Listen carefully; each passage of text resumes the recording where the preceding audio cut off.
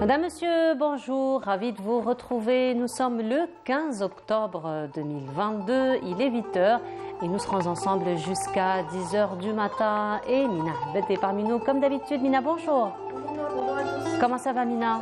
Ça se passe bien? Ça va, ça se passe bien. Il fait beau en ce moment. Il fait beau, il fera plutôt beau hein, aujourd'hui, un peu chaud aussi. On est servi pour le week-end. On est servi pour le week-end. On est servi pour le week-end, donc pour plusieurs programmes, pourquoi pas. Alors justement, aujourd'hui, dans Bonjour d'Algérie, nous allons ouvrir un dossier santé. Santé pour parler d'une pathologie qui prend de plus en plus d'ampleur dans la société algérienne, la société mondiale aussi, l'ostéoporose. Tout à fait. Voilà. Le pourquoi du comment. Le pourquoi du comment, traitement et prévention. Exactement. Surtout parce que ça reste quand même, comme toute pathologie, qu'on peut prévenir. Nous allons en parler ce matin, d'autant plus que le 22 de ce mois, une journée de sensibilisation, de prévention sera organisée au niveau de l'Esplanade. Donc du côté de Hardis, afin de sensibiliser, d'informer encore plus par rapport à cette pathologie. Aussi, cette fois-ci, nous allons ouvrir un dossier par rapport à l'environnement, n'est-ce pas? C'est la sonnette d'alarme. Hein. La sonnette d'alarme a commencé depuis longtemps. Hein, depuis longtemps, et effectivement. Et on tire à chaque fois la sonnette d'alarme pour ne pas arriver, comme on le dit à chaque fois, au point du non-retour. Parce que, effectivement, la question environnementale aujourd'hui, c'est vraiment la question qui revient le plus souvent. Nous parlerons de la biodiversité. Cette fois-ci, nous parlerons également de l'apport de la femme rurale dans l'économie, dans la protection également de la biodiversité, puisque aujourd'hui, c'est la journée de la femme rurale. Nous célébrons la femme rurale. Aujourd'hui aussi, un autre événement, cette fois-ci événement culturel. Mina, ça va se passer du côté de l'Opéra d'Alger. Festival de la musique symphonique. C'est festival de la musique symphonique. 13 pays prendront part à ce festival, donc qui se tiendra jusqu'au 20 de ce mois. Donc nous reviendrons sur l'organisation, sur le programme, les différents pays qui vont participer en compagnie de notre invité. Voilà pour le menu de cette matinée. Merci beaucoup Amal Almi, comme à chaque fois, de nous préparer le menu. Je voudrais juste dire, je tenais ce matin à dire un grand merci à Sohila, notre chef d'émission, qui m'a préparé un thé ce matin. Elle est connue pour sans son thé. Vouloir te rendre jalouse. Mina, écoute, mais allez, qu'est-ce que tu veux que je te dise? Ah bah, hein, Sohila. J'en ai profité aujourd'hui d'un excellent thé. Merci beaucoup, Sohila. Merci donc pour cette belle surprise. Voilà. Donc voilà pour le menu de cette matinée. Tu nous donneras un peu plus de détails du ciel, Mina? Oui. Mais ce sera juste après cela.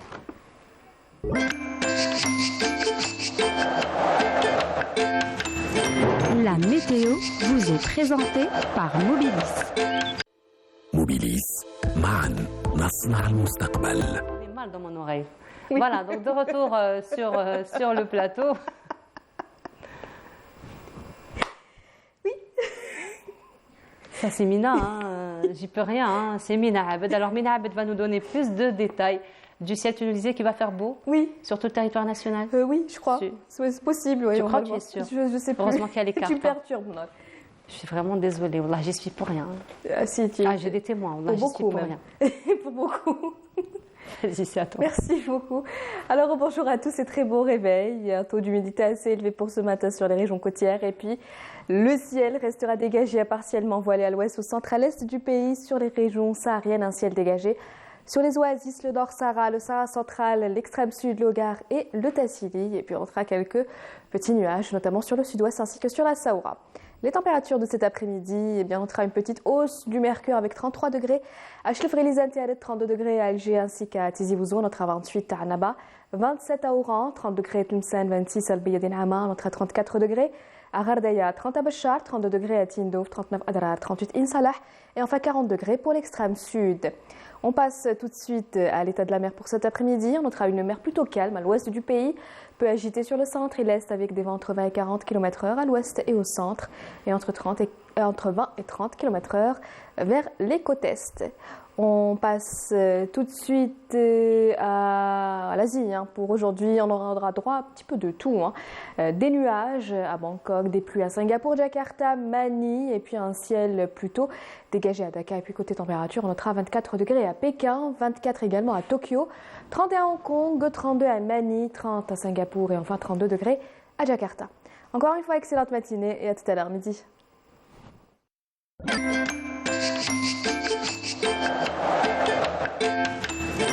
La météo vous est présentée par Mobilis. موبيليس معا نصنع المستقبل. Voilà, c'était les températures ou les nouvelles du ciel. Il faut dire, Mina Abed, les températures aujourd'hui, c'est plutôt des températures estivales. Hein. Exactement. Là, vraiment. Là, ça augmente. Ça augmente. Hein, ouais, vraiment, entre la semaine, on a eu 26, 27, et aujourd'hui 32. Même moins, Alger, des fois. Hein. Même moins. Ça c'est monté là jusqu'à 30, 33. Ouais. En fait, pourquoi tu avais piqué ton fou rire avant de commencer la météo? Je ne sais plus.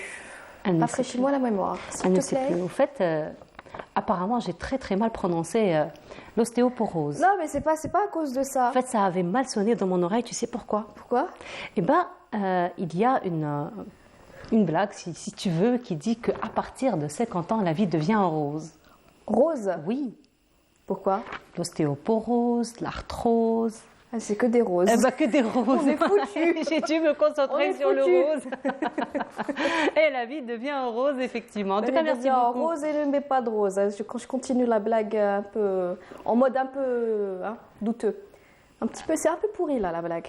La mienne, je veux dire. Oui, laisse tomber. Après, musique. Oui, je crois qu'on va aller musique. Ouais.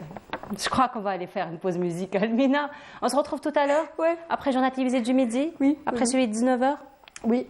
Après celui de 19h, ce sera un café à 10h ou un thé de celui-là? Ce sera d'abord un café maintenant, parce que je crois que j'en ai besoin. Oui, moi je crois aussi. Oui, j'en ai besoin. Donc, et un café après. Et un café après. Le thé chez Sohila? Non.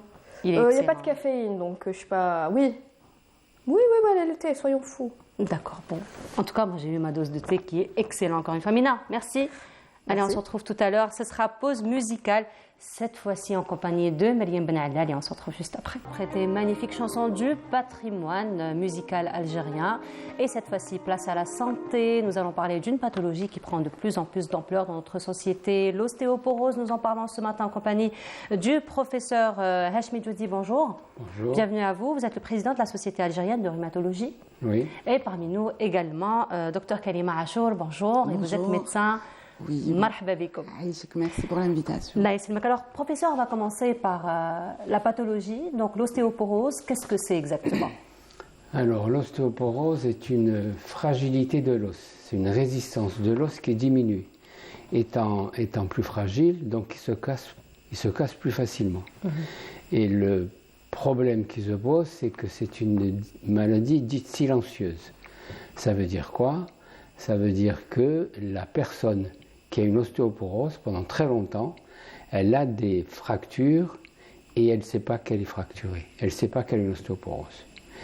Il y a 30% de patients qui ont des fractures vertébrales mais qui ne ressentent pas de douleur très, très importante. C'est pour ça qu'il faut absolument identifier les personnes qui sont à risque de faire une ostéoporose. Alors, justement, parlons de personnes qui sont à risque. Qui sont les personnes qui sont le plus confrontées à cette pathologie? Ça dépend des ethnies et des populations.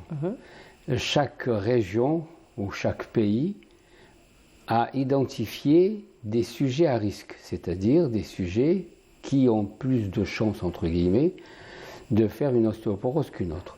Il y a une étude qui a été faite au niveau du CHU de Douala qui portait sur plus de 600 personnes qu'on a pris au hasard par le biais de l'ONS. On a fait du porte-à-porte et on a pris donc dans l'échantillon des femmes qui étaient ménopausées. Et on a recherché une ostéoporose avec un appareil qui s'appelle la densitométrie, qui permet de mesurer la consistance de l'os, la densité de l'os. Mais cet élément-là n'est pas suffisant. Il est important, mais il fait passer à côté d'un certain nombre de patientes qui sont susceptibles de faire une ostéoporose parce qu'elles ne mesurent qu'un aspect, la quantité. Elles ne mesurent pas la qualité de l'os. Mais c'est important, c'est relativement intéressant quand même parce qu'elle permet d'identifier. Avec ce densitomètre, cette densitométrie, on a retrouvé 36% de personnes qui étaient ostéoporotiques. Est-ce que ça peut avoir rapport avec l'âge? Ah oui, c'est un peu, on parle de l'ostéoporose féminine, elle survient après la ménopause. Pourquoi après la ménopause? Parce que les œstrogènes enlève, quand il n'existe pas, les oestrogènes, les hormones de la femme, protègent l'os en l'empêchant de partir. Parce que l'os se renouvelle. Il y a une partie qui arrive et une autre partie qui revient. Donc c'est en perpétuel renouvellement. Les oestrogènes empêchent la résorption, le fait de se détruire, entre guillemets, en termes très simples. Donc il n'y a plus d'oestrogènes, donc il y a une perte importante de l'os. Alors justement, docteur Kalima Achoura, est-ce qu'il y a moyen de prévenir la pathologie ? Certainement, il y a beaucoup de moyens de prévenir. Justement, nous, autant que laboratoire Frater-Azès, laboratoire algérien, on essaye d'accompagner déjà les malades en mettant à disposition le traitement qu'il faut pour les aider à mieux vivre et à bien, c'est-à-dire vivre dans leur vie quotidienne, parce que ça reste une pathologie, si elle arrive à la fracture handicapante, d'une part, et d'autre part, on essaye de développer la médecine de proximité en faisant ces journées de sensibilisation et d'information pour les patientes, pour qu'ils sachent, pour qu'ils soient prévenus déjà de leur pathologie, qui peuvent éventuellement développer ou qui sont déjà, où les femmes peuvent être malades sans le savoir, et les facteurs de risque notamment qu'ils peuvent avoir pour justement éviter cette pathologie d'une part, et d'autre part pour essayer de traiter cette pathologie pour avoir une vie sociale et une vie quotidienne qui peuvent, c'est-à-dire normale. Normale, voilà. Et justement, professeur, par rapport à cette question du traitement de la prise en charge, déjà, à quel moment la personne doit s'inquiéter? Quels sont les symptômes qui peuvent nous alerter? Alors, il ne faut pas attendre la fracture, parce que la fracture, c'est déjà une complication. C'est une révélation, c'est une complication. Il faudrait essayer de la traiter, de la prévenir. Et c'est ça où la prévention est importante. La prévention commence dans l'enfance et à l'adolescence. Il faut essayer d'augmenter le maximum, d'avoir un des os le plus solide possible.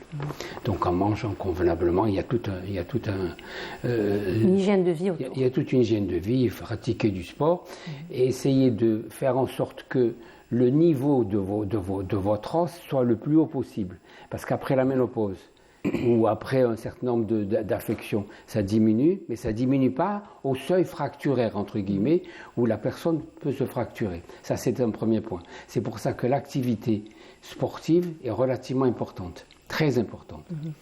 De même que c'est des facteurs qui sont dits modifiables. Le calcium, il faut en prendre suffisamment. Et la vitamine D, il faut en prendre suffisamment. On a fait une enquête sur les femmes, plus de 1200 femmes, et bien 90% ont une insuffisance en vitamine D. C'est pas normal. C'est quand même paradoxal, professeur, alors que nous sommes un pays qui est plutôt gâté par le soleil. Parce qu'on se cache, on se protège. On se protège, que ce soit homme ou femme. Oui. Qu'on se protège, quel que soit le vêtement. Et surtout en été. C'est pas normal. Les pays nordiques ont pratiquement peu d'hypovitaminose D, nous on en a 90%, c'est pas logique. Et on a plus de 15% qui sont en insuffisance sévère, une carence sévère. Ça veut dire qu'ils sont au-dessous de 10 nanogrammes. Ils prennent pas, ils voient pas le soleil du tout. Alors que ça manquait pas du tout. Ça c'est un premier point. Le deuxième point, la stratégie thérapeutique doit être adaptée à la personne. Je ne peux pas vous traiter, je peux traiter vous comme je traite la dame qui est à côté ou le monsieur qui est de l'autre côté. Donc c'est du cas par cas. C'est du cas par cas, il faut qu'elle soit personnalisée. Il faut adopter une stratégie thérapeutique, se dire que chez elle ou chez lui, voilà le traitement que je vais donner, et si ça ne marche pas, voilà ce que je vais donner, etc. Il y a toute une stratégie thérapeutique. Et il y a un suivi. C'est-à-dire qu'au bout de 3 mois, 6 mois, etc., une année, je sais ce que je vais donner, je sais comment, j'ai un indicateur qui va me permettre d'augmenter ou de diminuer ou de changer de thérapeutique. Ça c'est important, surtout dans une maladie aussi longue que celle-là. Alors, est-ce qu'on peut dire que la maladie peut guérir? On peut guérir la maladie? On peut améliorer la maladie, et parce que les fractures, il y a des fractures très sévères. Il y a des fractures sévères et des fractures moins sévères, entre guillemets. Les fractures sévères, c'est celles qui diminuent l'espérance de vie. Col du fémur, par exemple. l'espérance de vie, je ne vais pas vous les citer parce que ça va... Et puis, il y a des fractures qui ne diminuent pas l'espérance de vie, mais qui handicapent quand même.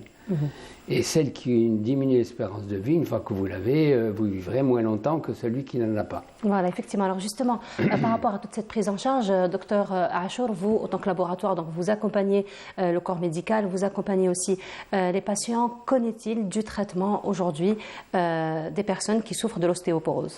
Alors, notre laboratoire a mis à disposition des patients et des professionnels de santé, il y a quand même en 2007 déjà le premier médicament pour la prise en charge de l'ostéoporose. Aujourd'hui, on a mis tout le panel thérapeutique dont le patient a besoin aujourd'hui pour traiter l'ostéoporose et permettre aux médecins de les traiter au cas par cas, et tous les médicaments sont disponibles. Alors justement, par rapport à la disponibilité des médicaments, c'est déjà une bonne nouvelle de savoir que le protocole médical, il est disponible, mais la question qui revient souvent, c'est par rapport à la sécurité sociale. Donc qu'en est-il aujourd'hui de la sécurité sociale? Je crois qu'il faut recadrer un petit peu. Il n'y a pas un médicament, il y a plusieurs médicaments, il y a plusieurs classes thérapeutiques. C'est comme vous avez dit, du cas par cas. Non, il y a plusieurs classes thérapeutiques. Il y a des médicaments qui agissent sur la formation de l'os, ils forment de l'os. Il y a des médicaments qui agissent sur... Ils empêchent l'os de se dégrader. C'est des antirésorbeurs. Il y a des formateurs et des antirésorbeurs. Globalement, c'est ça. Parce que ça forme, ça part et ça reforme. Alors, il y en a qui forment et d'autres qui empêchent l'os de se détériorer. Et ça, il faut avoir une stratégie, c'est en fonction de la personne, de la malade elle-même ou de la patiente. On peut commencer par ça, on finit par autre chose. C'est pour ça que la stratégie thérapeutique est importante. Et il faut disposer, ça c'est un premier point, dans chaque classe thérapeutique, il faut disposer de médicaments qui puissent se prendre de différentes manières, en comprimé, en injectable, etc. Ça, c'est pour adapter la thérapeutique à la personne. Il y en a qui ne veulent pas d'injection. Donc, ils ont des médicaments, ils ont des comprimés. Il y en a qui ne veulent pas de comprimés, ils ont des injections. Et ça doit être adapté à chaque patient. Et ça, si vous voulez, c'est le médicament. Il n'y a pas que le médicament. Il faut rajouter, pour que ces médicaments agissent, il faut que le calcium, il faut qu'elle prenne du calcium et de la vitamine D. Sinon, le médicament ne marche pas. Ça ne marche pas. Et puis, il faut que ça bouge. Alors, vous imaginez quelqu'un qui a mal et vous lui demandez de bouger, il vous dira, je ne sais pas. Mais en expliquant, on arrive à le faire. Et c'est pour ça que c'est une prise en charge qui est globale. Ce n'est pas uniquement le médicament et puis je te donne et puis tu t'en vas. Non, c'est tout un apprentissage. C'est pour ça que l'éducation, j'aime pas beaucoup le terme d'éducation parce qu'on a l'impression qu'on va... l'information du malade. Il faut informer le malade et la prise de décision, si vous voulez, du traitement, il faut que le patient adhère. Il faut qu'il sache que je suis d'accord, il va le prendre. Sinon, il ne le prendra pas. Vous lui donnez, il ne le prendra pas. C'est normal. Alors, s'il ne s'engage pas dans le protocole médical, ça n'engage que lui. Maintenant, la caisse de sécurité sociale, c'est vrai qu'il y a des médicaments qui n'existent pas dans les officines, donc qui sont donnés en milieu hospitalier, ce qui n'est pas normal. Ce qui n'est pas normal, parce que vous surchargez les hôpitaux et les structures, ça coûte cher, alors qu'on peut les dispenser, et la Caisse de sécurité sociale devrait agir là-dessus, en se disant, moi je sais, l'AMM c'est celle-là, je rembourse, ou je ne rembourse pas. Il veut l'acheter, il l'achète, comme ça se fait à l'étranger, il le paye, et c'est très cher. Ça, c'est un premier point. Maintenant, il y a des patients qui ont des difficultés à se faire rembourser le médicament. Parce que la médecine évolue. Au moment où on a découvert le médicament, on a fait des études pour cette indication. Et ensuite, on élargit les indications au fur et à mesure. Et le problème chez nous, c'est qu'on est resté dans la première case, c'est-à-dire au moment où on a eu l'AMM. Et les extensions ne sont pas prises en considération. C'est-à-dire, c'est le paradoxe. J'attends qu'il y ait une fracture pour être remboursé. C'est pas normal. Alors que je préférerais traiter avant qu'il y ait une fracture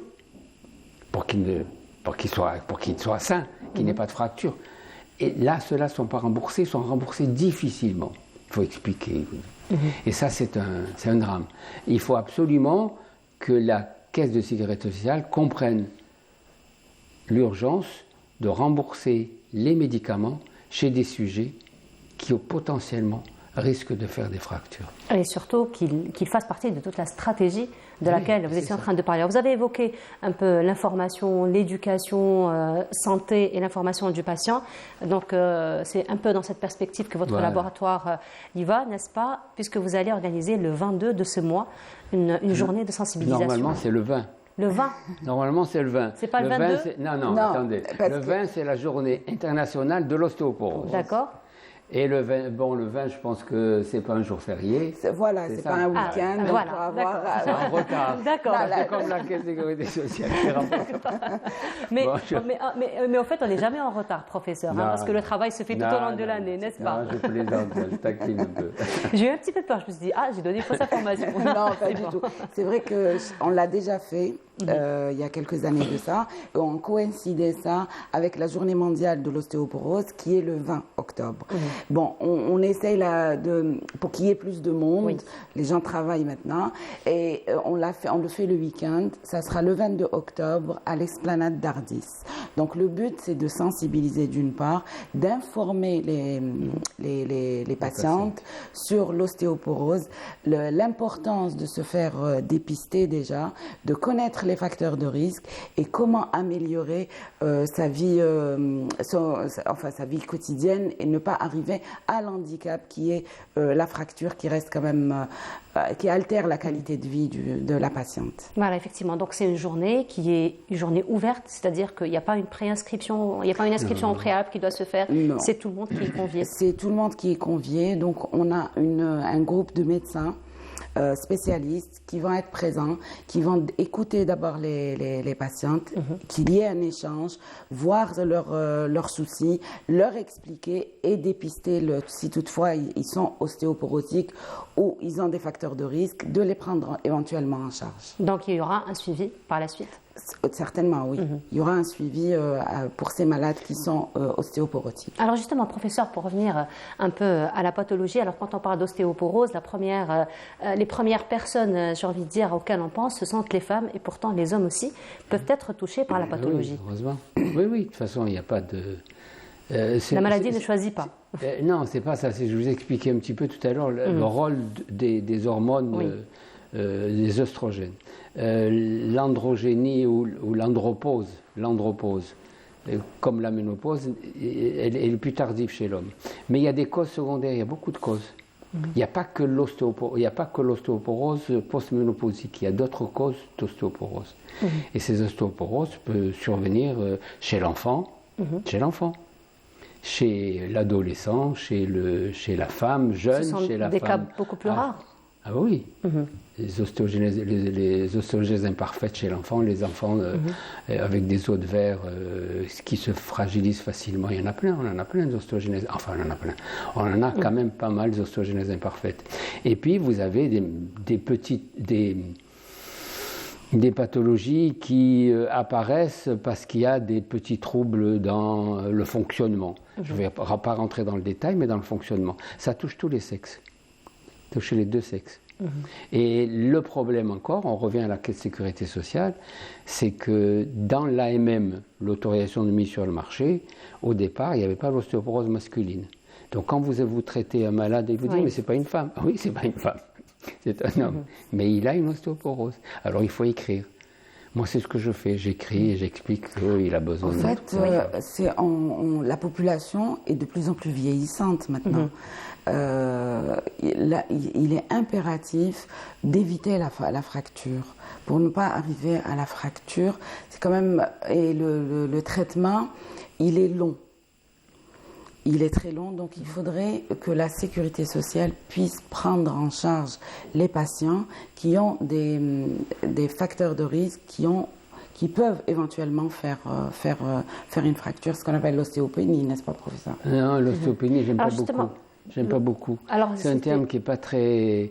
C'est une définition de l'OMS qui est faite par le biais de la densitométrie osseuse, qui a classé les patients en 3 catégories, normales, ostéopéniques et ostéoporotiques, mais qui n'a pas de correspondance clinique, si vous voulez. Très simple. Vous êtes ostéoporotique à la densitométrie, vous ne ferez jamais d'ostéoporose. Parce que ça ne suffit pas. Vous êtes ostéopénique, vous êtes déjà fracturé. 30% des ostéopéniques ont des fractures. Donc vous voyez, c'est très ambigu. Alors j'aime pas beaucoup ce terme d'ostéopénie, d'ostéoporose. Oui, mais malheureusement, la sécurité sociale exige. C'est ça. C'est ça le paradoxe, c'est que la sécurité sociale exige. C'est simple et compliqué en même temps. Voilà. Donc c'est un petit peu flou. C'est pour ça que je vous ai dit, la densitométrie ne mesure que la densité, ça ne mesure pas la qualité de l'os. La qualité de l'os. Vous pouvez avoir une quantité importante et une qualité qui n'est pas bonne et vous fracturez. Voilà, alors justement, professeur, par rapport encore une fois à la prévention, aujourd'hui il y a un grand débat par rapport aux produits laitiers, au lait particulièrement. Donc beaucoup conseillent donc la prise du lait, alors que d'autres disent que nous sommes les seuls mammifères qui prennent encore du lait à l'âge adulte, et que ça a ses incidences par la suite sur la qualité de l'os. Alors, quel est votre commentaire? Je revenais aux facteurs modifiables, c'est-à-dire des facteurs sur lesquels vous pouvez agir. La génétique, vous ne pouvez pas agir là-dessus. Donc, il n'y a rien. Mais des facteurs environnementaux, etc., vous pouvez agir. Et là où vous pouvez agir, c'est le calcium et la vitamine D. Le calcium, chez la femme après la ménopause, c'est 1000 à 1500 mg par jour. Et la vitamine D, c'est 800 à 1200 ou à 1500 unités. Donc vous voyez un petit peu qu'il faut... et ça, on revient, si vous voulez, à la fabrication et la destruction. Si vous n'apportez pas le calcium suffisamment, vous ne pourrez pas fabriquer. L'os ne sera pas renouvelé, ou se renouvellera difficilement. C'est pour ça qu'il faut de la vitamine D pour faire que la fixation du complexe se fasse au niveau de l'os. Donc si vous n'avez pas ça, vous formerez moins. Voilà, donc là on reste quand même, professeur, dans le cadre de la prévention, parce que tout se fait au préalable, toujours dans la prévention, docteur Achour. Alors il faut dire que, par exemple, très jeune, on donne beaucoup de corticoïdes aussi. Par exemple, les corticoïdes aussi, on sait très bien qu'ils agissent sur la qualité de l'os. Et certains médecins, beaucoup de médecins d'ailleurs accompagnent le traitement à base de corticoïdes de vitamine D. Donc, qu'en est-il justement de toute la mise en place de traitements et surtout de la disponibilité de tous ces traitements donc pour le patient? Autant que laboratoire algérien, on a mis à disposition toute la gamme de prise en charge de l'ostéoporose, de la vitamine D, des biphosphonates, en injectable et en comprimé, donc qui sont fabriqués localement. Donc on essaye de mettre à disposition, et on le fait au niveau des officines, au niveau des hôpitaux, toute la gamme de prise en charge, surtout pour l'ostéoporose. Et maintenant, on essaye de développer ce qu'on appelle la santé de proximité, pour aller vers le patient, voilà, vers le patient, expliquer, orienter. Et ça reste quand même, comme je vous ai dit, une population vieillissante. Et je pense que le nombre de malades actuellement ne reflète pas réellement l'ampleur de l'ostéoporose en Algérie, qui est quand même un fléau actuellement. Vous avez parlé de la corticothérapie. Il y a beaucoup de médicaments qui sont néfastes pour l'os. Et ça, c'est connu. On sait, il y a des protocoles, il y a des directives qui font que quand vous utilisez ce médicament pendant très longtemps, vous devez utiliser ça, ça et ça. C'est connu, ça. Et on ne devrait plus en avoir. Le gros problème, c'est qu'effectivement, il y a des médicaments qui sont utilisés et ces précautions ne sont pas prises tout le temps. Donc ça, c'est un problème de formation médicale. Donc là, c'est un gros dossier, professeur, finalement, la formation médicale. Un gros dossier, c'est un dossier comme tous les dossiers. C'est la base de tout, finalement, la formation. Oui, c'est la base de tout. Il faut former et informer les gens et les patients aussi. Parce que de toute façon, vous savez, avec le net, les patients savent. Hein. Ils viennent, ils vous tarabussent. Et ils ont raison. De temps en temps, un petit peu trop. Le net, il a cet impact anxiogène. Hein, non, mais ça n'a pas. C'est à vous à l'enlever, l'anxiogène. C'est à vous Pas de problème. Vous lui expliquez gentiment, il comprend. Hein. Même s'il est un petit peu sceptique de temps en temps, c'est les jeunes qui sont sceptiques. Hein. C'est plus les jeunes que les sujets de notre âge. D'accord. Bon. Les jeunes, probablement... Parce qu'ils lisent beaucoup plus. Oui. Et ils sont plus connectés. Voilà, ils sont plus connectés. Mais effectivement, vous êtes là, grâce à ce genre de journée d'ailleurs, pour non, je pense qu'il faut éclaircir. sensibiliser les gens. Il faut expliquer. Je pense que quand on prend le temps d'expliquer, ils comprennent. C'est comme tout, en fait. Oui, c'est comme tout, effectivement. Donc là, on retient vraiment que pour éviter la pathologie, tout se fait déjà à un âge plutôt jeune. Donc toute la prévention se fait déjà dès l'enfance. On investit dans l'enfance et l'adolescence. On se protège pendant la période... avant la ménopause. Avant la ménopause, et après la ménopause, on fait attention aussi. Alors justement, parlant encore une fois de la femme en tant que sujet, la femme aussi, les grossesses répétitives aussi peuvent avoir donc cet impact sur la qualité de l'os, encore une fois. Donc qu'est-ce qui se fait avant ou pendant la grossesse justement pour l'accompagnement? Oui, c'est l'accompagnement. Il faut suffisamment de calcium et de vitamine D. Il faut qu'elle bouge plus ou moins. Alors nous, dans l'enquête que nous avons eue, elle est ancienne. Elle doit dater de 6 ou 7 ans. Les femmes qu'on avait interviewées avaient plus de 7 enfants. 7 en moyenne.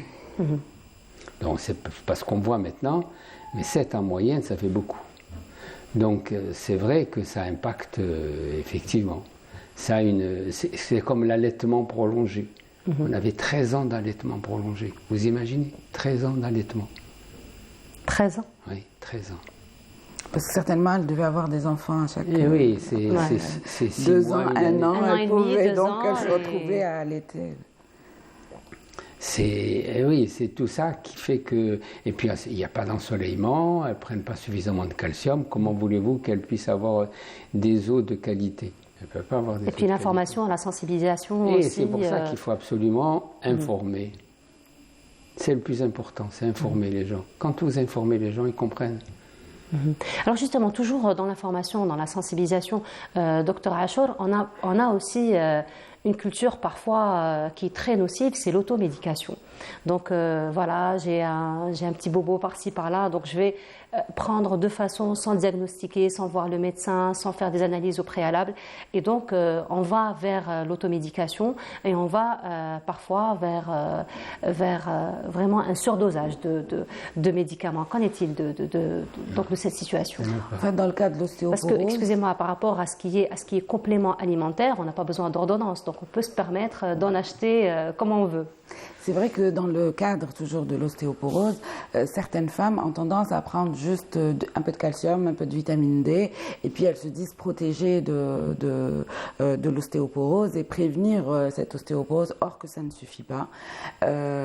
Il faut aller dépister déjà, voir si elle a des facteurs de risque, si elle est à risque d'éventuellement de faire des fractures, et parfois elles ont même des fractures de plus en plus jeunes, on les retrouve avec des petites fractures, donc cela ne suffit pas. C'est pour ça qu'il faut aller vers le médecin, s'informer déjà et aller vers le médecin pour faire son dépistage. Professeur, vous avez été beaucoup confronté à ce genre de situation. Non, pour l'ostéoporose, il n'y a pas de surdosage. Le seul surdosage qu'on puisse avoir, mais on n'en a pas eu, c'est exceptionnel. C'est plutôt la carence. Les personnes qui prennent beaucoup de vitamine D. Enfin bon, oui. On n'en a pas eu. La vitamine D, ils prennent des ampoules tous les mois, sans grand problème. Bon. Et c'est pour ça que, là encore, c'est l'information. On ne prend pas de la vitamine D comme ça. On a une ration calcique, c'est-à-dire que c'est comme manger. Oui. Vous n'allez pas manger pour 10 jours. Mangez pour la journée. Oui. Ça ne sert à rien de manger pour 10 jours.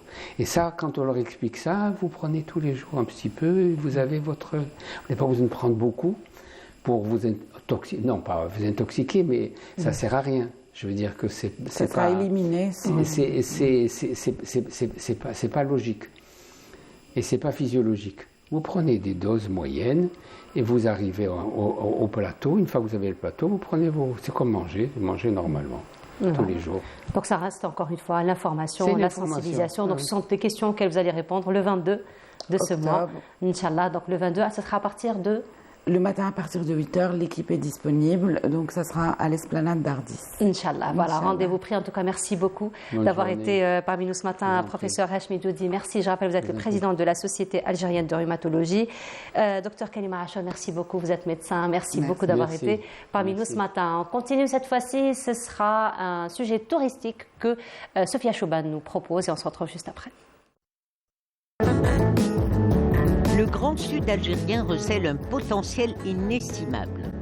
Ses multiples ressources touristiques, historiques et environnementales, ainsi que ses richesses naturelles, sont les atouts en faveur de son développement. C'est vrai qu'ici, on a la chance, tant au niveau accueil qu'au niveau sécurité, c'est qu'on vient chez des gens que lui connaît. Et donc ça, c'est vraiment une richesse. Et entre autres, on a la personne qui est derrière vous, Zakaria, qui est une des connaissances justement. Et c'est une personne qui nous a fait découvrir ici Ben Yabès. Et c'est très très intéressant. Très beau pays, gens très chaleureux. Je me sens à l'aise. On a bien mangé. C'était super. Qu'est-ce que vous avez mangé? Qu'est-ce qu'on a mangé? On a mangé le couscous. On a mangé hier la soupe avec les galettes. Les morceaux de galettes là, voilà. Il y a des lieux de villégiature à ne pas rater, à l'exemple de l'oasis dorée de Beni Abbès à Béchar. Et plus à l'extrême sud du pays, Adrar et Timimoun, dotés de sites historiques et de mausolées de saints, d'Ursul anciens restaurés à des fins touristiques. فيما يخص فترة العصر الحجري الحديث وهي تبدأ من فترة الحصى المشظات والتي تعود إلى حوالي 2,000,000 سنة ثم فترة البيفاس أو الأداة ذات الوجهين وكذلك الحضارة العتيرية والتي تعود إلى 45,000 سنة. Lorsqu'on évoque l'immensité du Sahara, c'est la destinée touristique par excellence. La panoplie des sites à visiter comme les stations équestres de Djanet, d'El Bayad, de N'Ama ou de Msila offre au regard des visiteurs un pan du patrimoine de l'époque néolithique et paléolithique. Pour le développement du tourisme, c'est la promotion. حنا نقولوا كانوا بكري يقولوا كون لو باتيمون فا تو فا حنا نقولوا دركا كون لو توريزم فا تو فا خاطر لو توريزم السياحه يعني كيفاش يقولوا لو ديفلوبمون توريستيك اي تري امبورطون في الجهه تاعنا.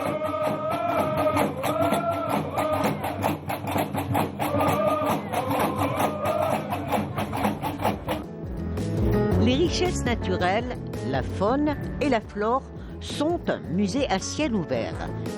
On a fait beaucoup d'endroits, on a vu le site de la vache qui pleure, on a vu aussi vers beaucoup de gorges avec les rochers, on est aussi parti dans le désert profond pour aller voir bien les grandes dunes, tout ça.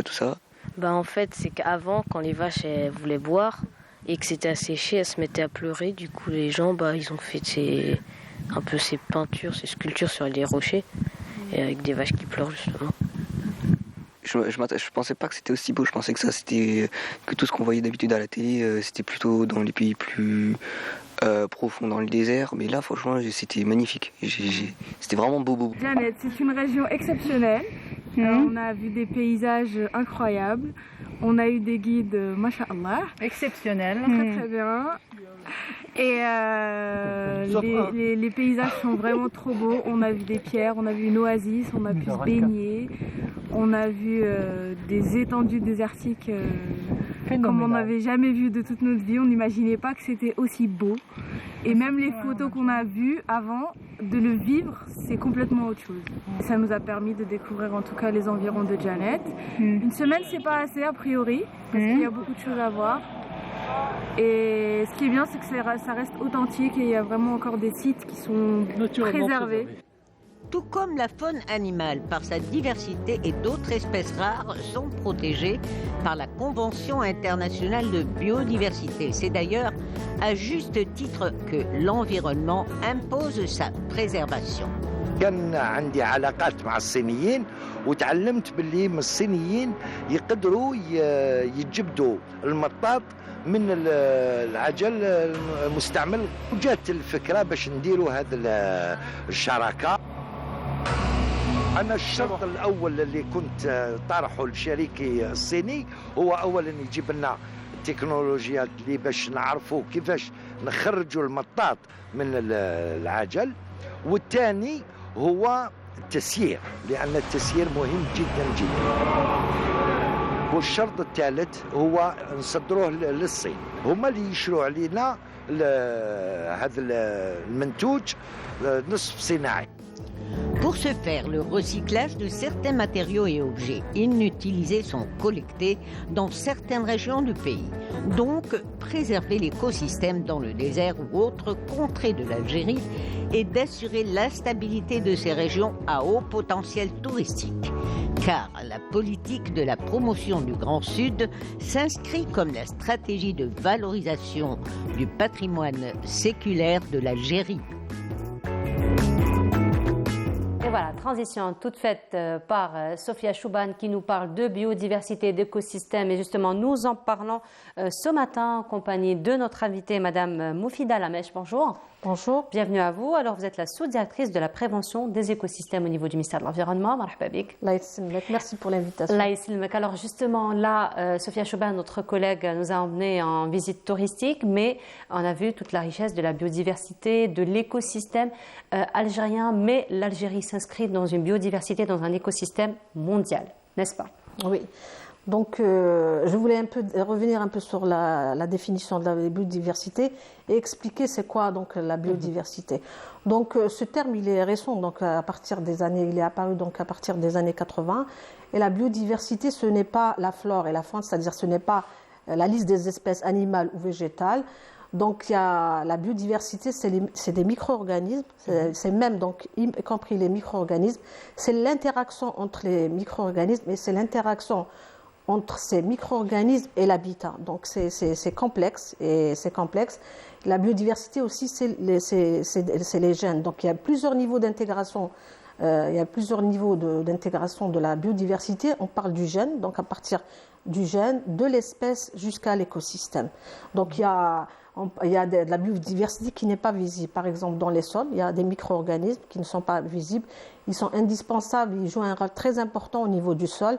Au niveau de l'eau aussi, donc au niveau des zones humides par exemple, au niveau des barrages, donc il y a de la biodiversité, il y a une richesse très très importante au niveau de ces espaces qu'il faudrait donc préserver. Donc la biodiversité, c'est le monde vivant. C'est le monde vivant, voilà. Voilà, le monde vivant et le monde vivant en interaction. Aujourd'hui, comme toujours d'ailleurs, le monde vivant justement ne connaît pas de frontières, ne connaît pas d'espace géographique particulier. Donc on s'inscrit dans cette dynamique mondiale. Exactement. Donc il y a la convention. Je vais parler de la convention de la diversité biologique. C'est une convention donc mondiale. Il y a un nouveau cadre par rapport aux enjeux. Donc, il y a un nouveau cadre mondial de la biodiversité qui est en cours de préparation. Donc, il y a plusieurs rendez-vous. Donc, dans les mois prochains, il y a la convention, la COP des changements climatiques, il y a la COP aussi de la CITES, et aussi il y a la COP de la diversité biologique qui aura lieu au mois de décembre à Montréal. Donc avant, il y avait un premier cadre mondial de la biodiversité depuis 2011 à 2020.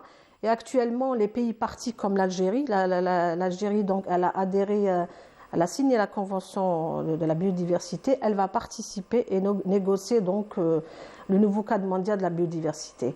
C'est l'après 2020. Ce cadre, il devait se préparer donc juste avec donc l'année 2020 avec la Covid, il y a eu donc un décalage.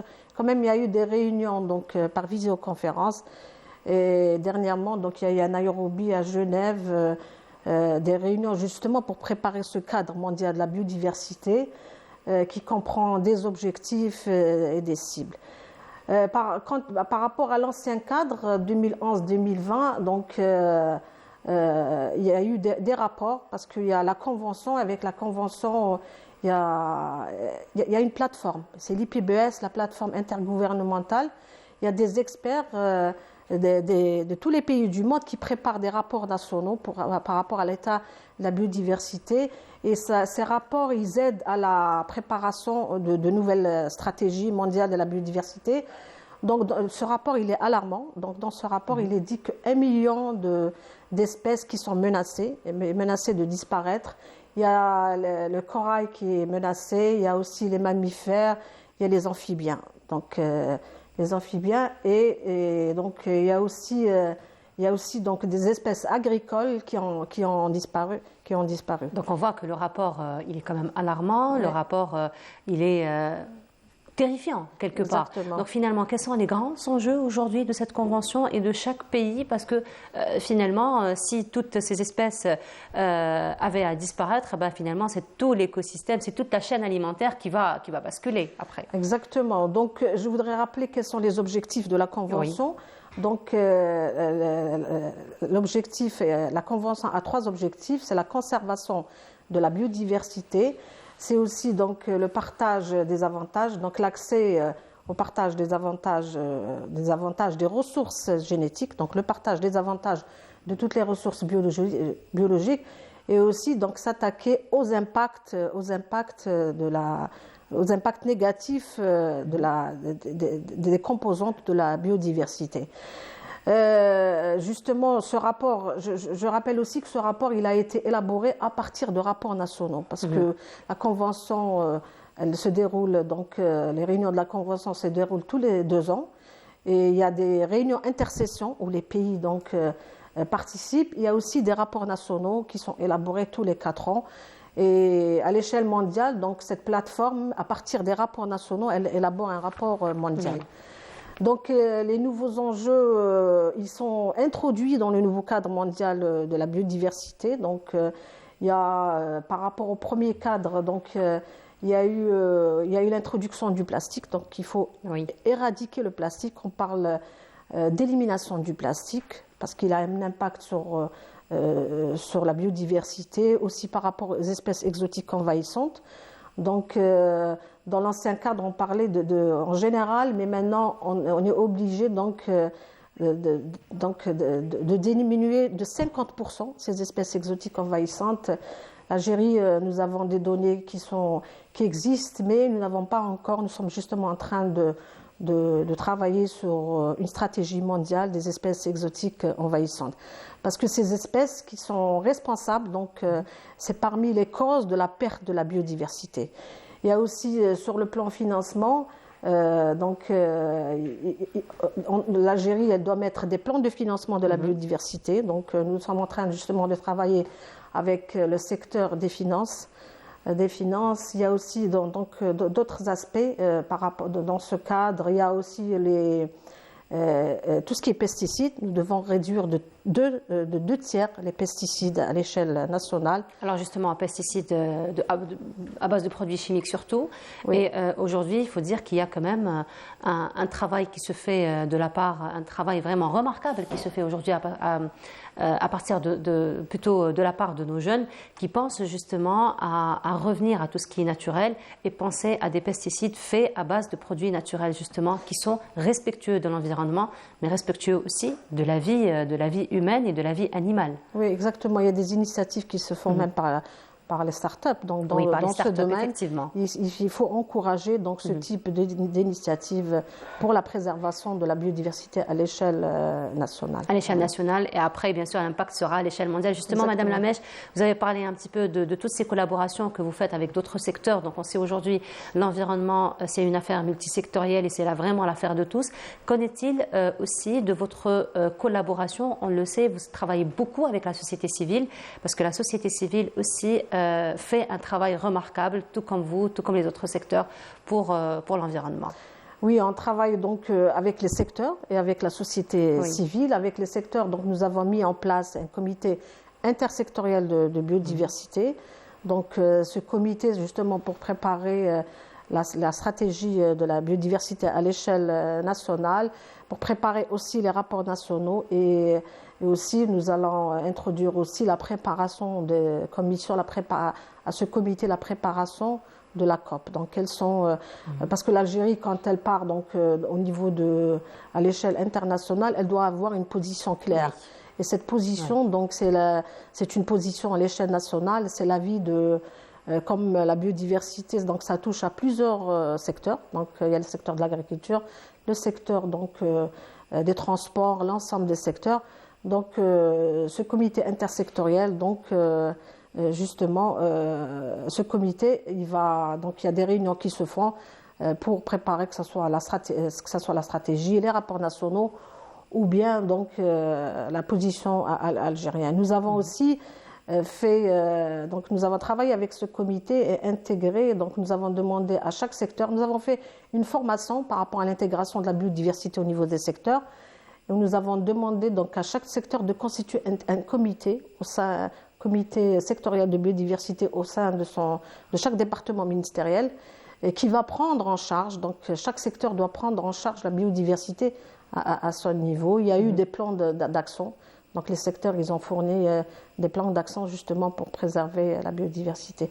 Nous travaillons également avec la société civile, donc à travers les maisons de l'environnement, ou bien les associés aussi dans les décisions. Ils sont avec nous. Quand il y a des financements, on les appuie aussi par rapport à des formations. Donc quand il y a des formations, elle bénéficie, la société civile bénéficie. Voilà, parce que la société civile, il faut dire, elle fait beaucoup de choses, beaucoup de belles actions, mais l'encadrement reste quand même très important. Aujourd'hui, Madame Lamèche, nous célébrons deux journées très importantes. C'est la journée de l'alimentation, c'est aussi la journée de la femme rurale. Donc, qu'en est-il finalement de l'apport de la femme rurale, déjà dans la sécurité alimentaire, l'économie, mais aussi la protection de la biodiversité? Donc, je reviens toujours au cadre mondial. Oui. Et donc, dans le cadre mondial, nous avons introduit 2 cibles relatives à la femme. Donc, à la femme, aux filles, aussi aux jeunes, donc en général.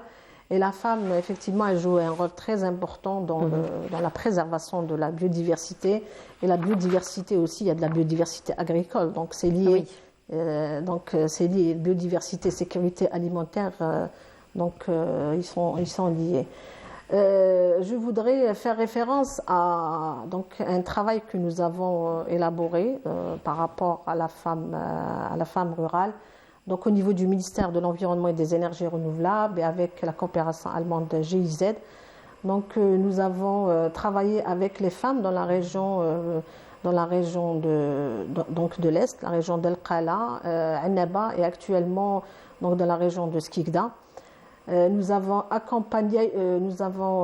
créé des coopératives féminines. Donc, c'était les 5 premières coopératives féminines avec le regroupement de 90 femmes. Et maintenant, nous avons créé aussi 5 d'autres coopératives. Ces coopératives, elles ont été créées dans le cadre de 2 programmes. Donc, parce que nous avons eu un premier programme sur la gouvernance environnementale et biodiversité. Actuellement, nous travaillons sur le littoral, tout ce qui est marin et littoral. Donc, nous avons accompagné ces femmes par rapport à la formation. Donc, il y a eu un appui de ces femmes. Il y a eu une formation à la gestion administrative, une formation par rapport à la fiscalité, et donc par rapport aussi à tout ce qui est commercialisation. Et les femmes, elles sont arrivées maintenant à travailler sur terrain, c'est-à-dire à exploiter la ressource biologique et à commercialiser les produits tels que le lentisque. Voilà. Donc elles font un travail extraordinaire. Elles ont même justement, vous avez évoqué le lentisque, Madame Lamèche, et justement là, vous avez mis en place tout un guide par rapport à l'extraction, par rapport à l'entretien. Oui, donc alors ce guide justement pour aider à la préservation de la ressource, parce qu'on est aussi on est surtout un secteur, on est un secteur de protection et de préservation de l'environnement et notamment de la biodiversité. Donc justement dans ce guide montre quelles sont les parties de la plante à utiliser, quelle est la période, donc il montre un peu quelles sont les meilleures pratiques justement pour préserver la ressource et ne pas pour utiliser durablement cette ressource. Il est en langue arabe et française qu'on a donné donc à ces femmes pour une meilleure utilisation de la ressource biologique. De la ressource biologique, d'autant plus que justement le lentisque, il n'est pas très répandu dans les 4 coins du pays.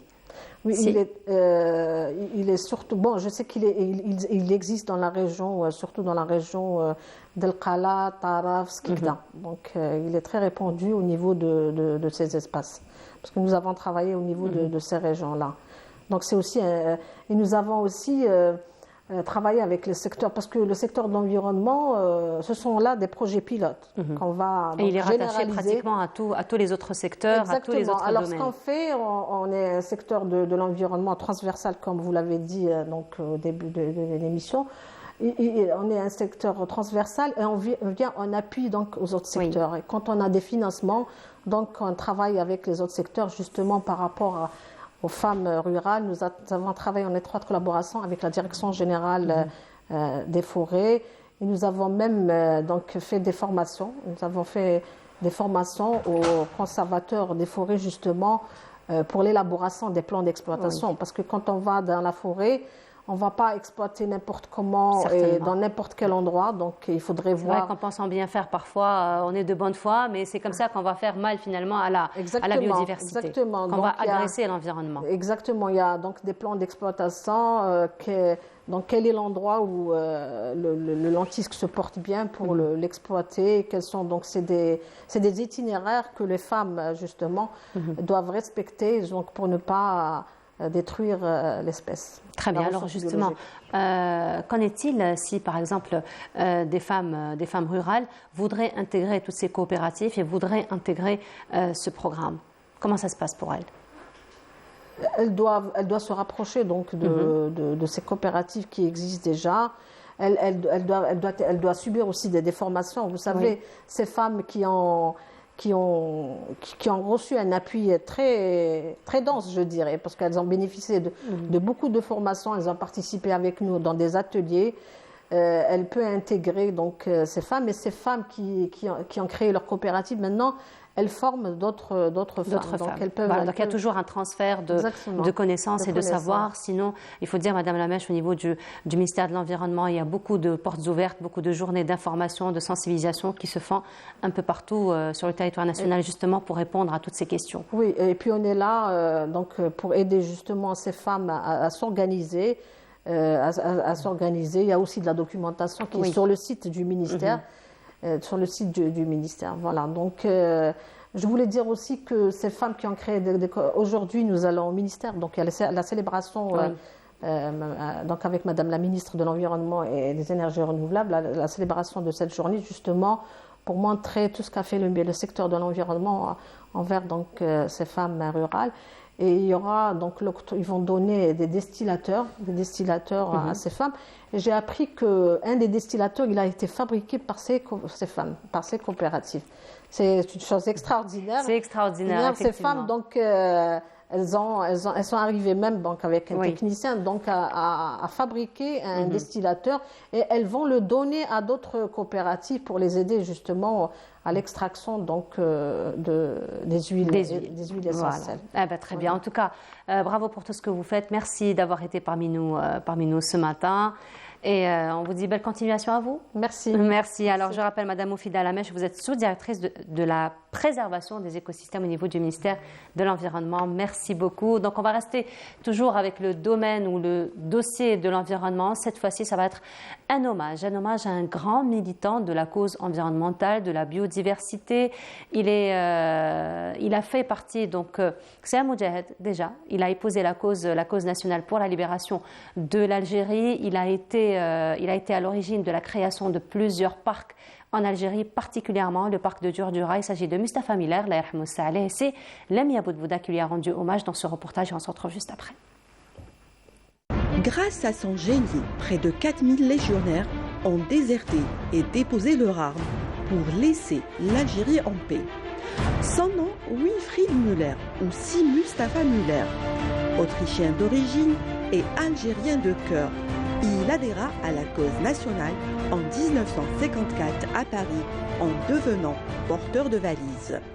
Il était traducteur au niveau de l'ALN, donc il a côtoyé les prisonniers de l'ALN, donc il a fait le travail psychologique. À la fin de la guerre de libération nationale, Mustafa Müller a réussi de faire déserter 3726 légionnaires sans toucher à l'arme et sans tirer aucune balle. Donc pour lui, il a sauvé 3726 vies quand même.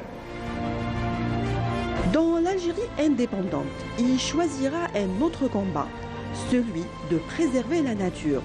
En parfait écologiste, il sera à l'origine de la création du parc national du Djurdjura.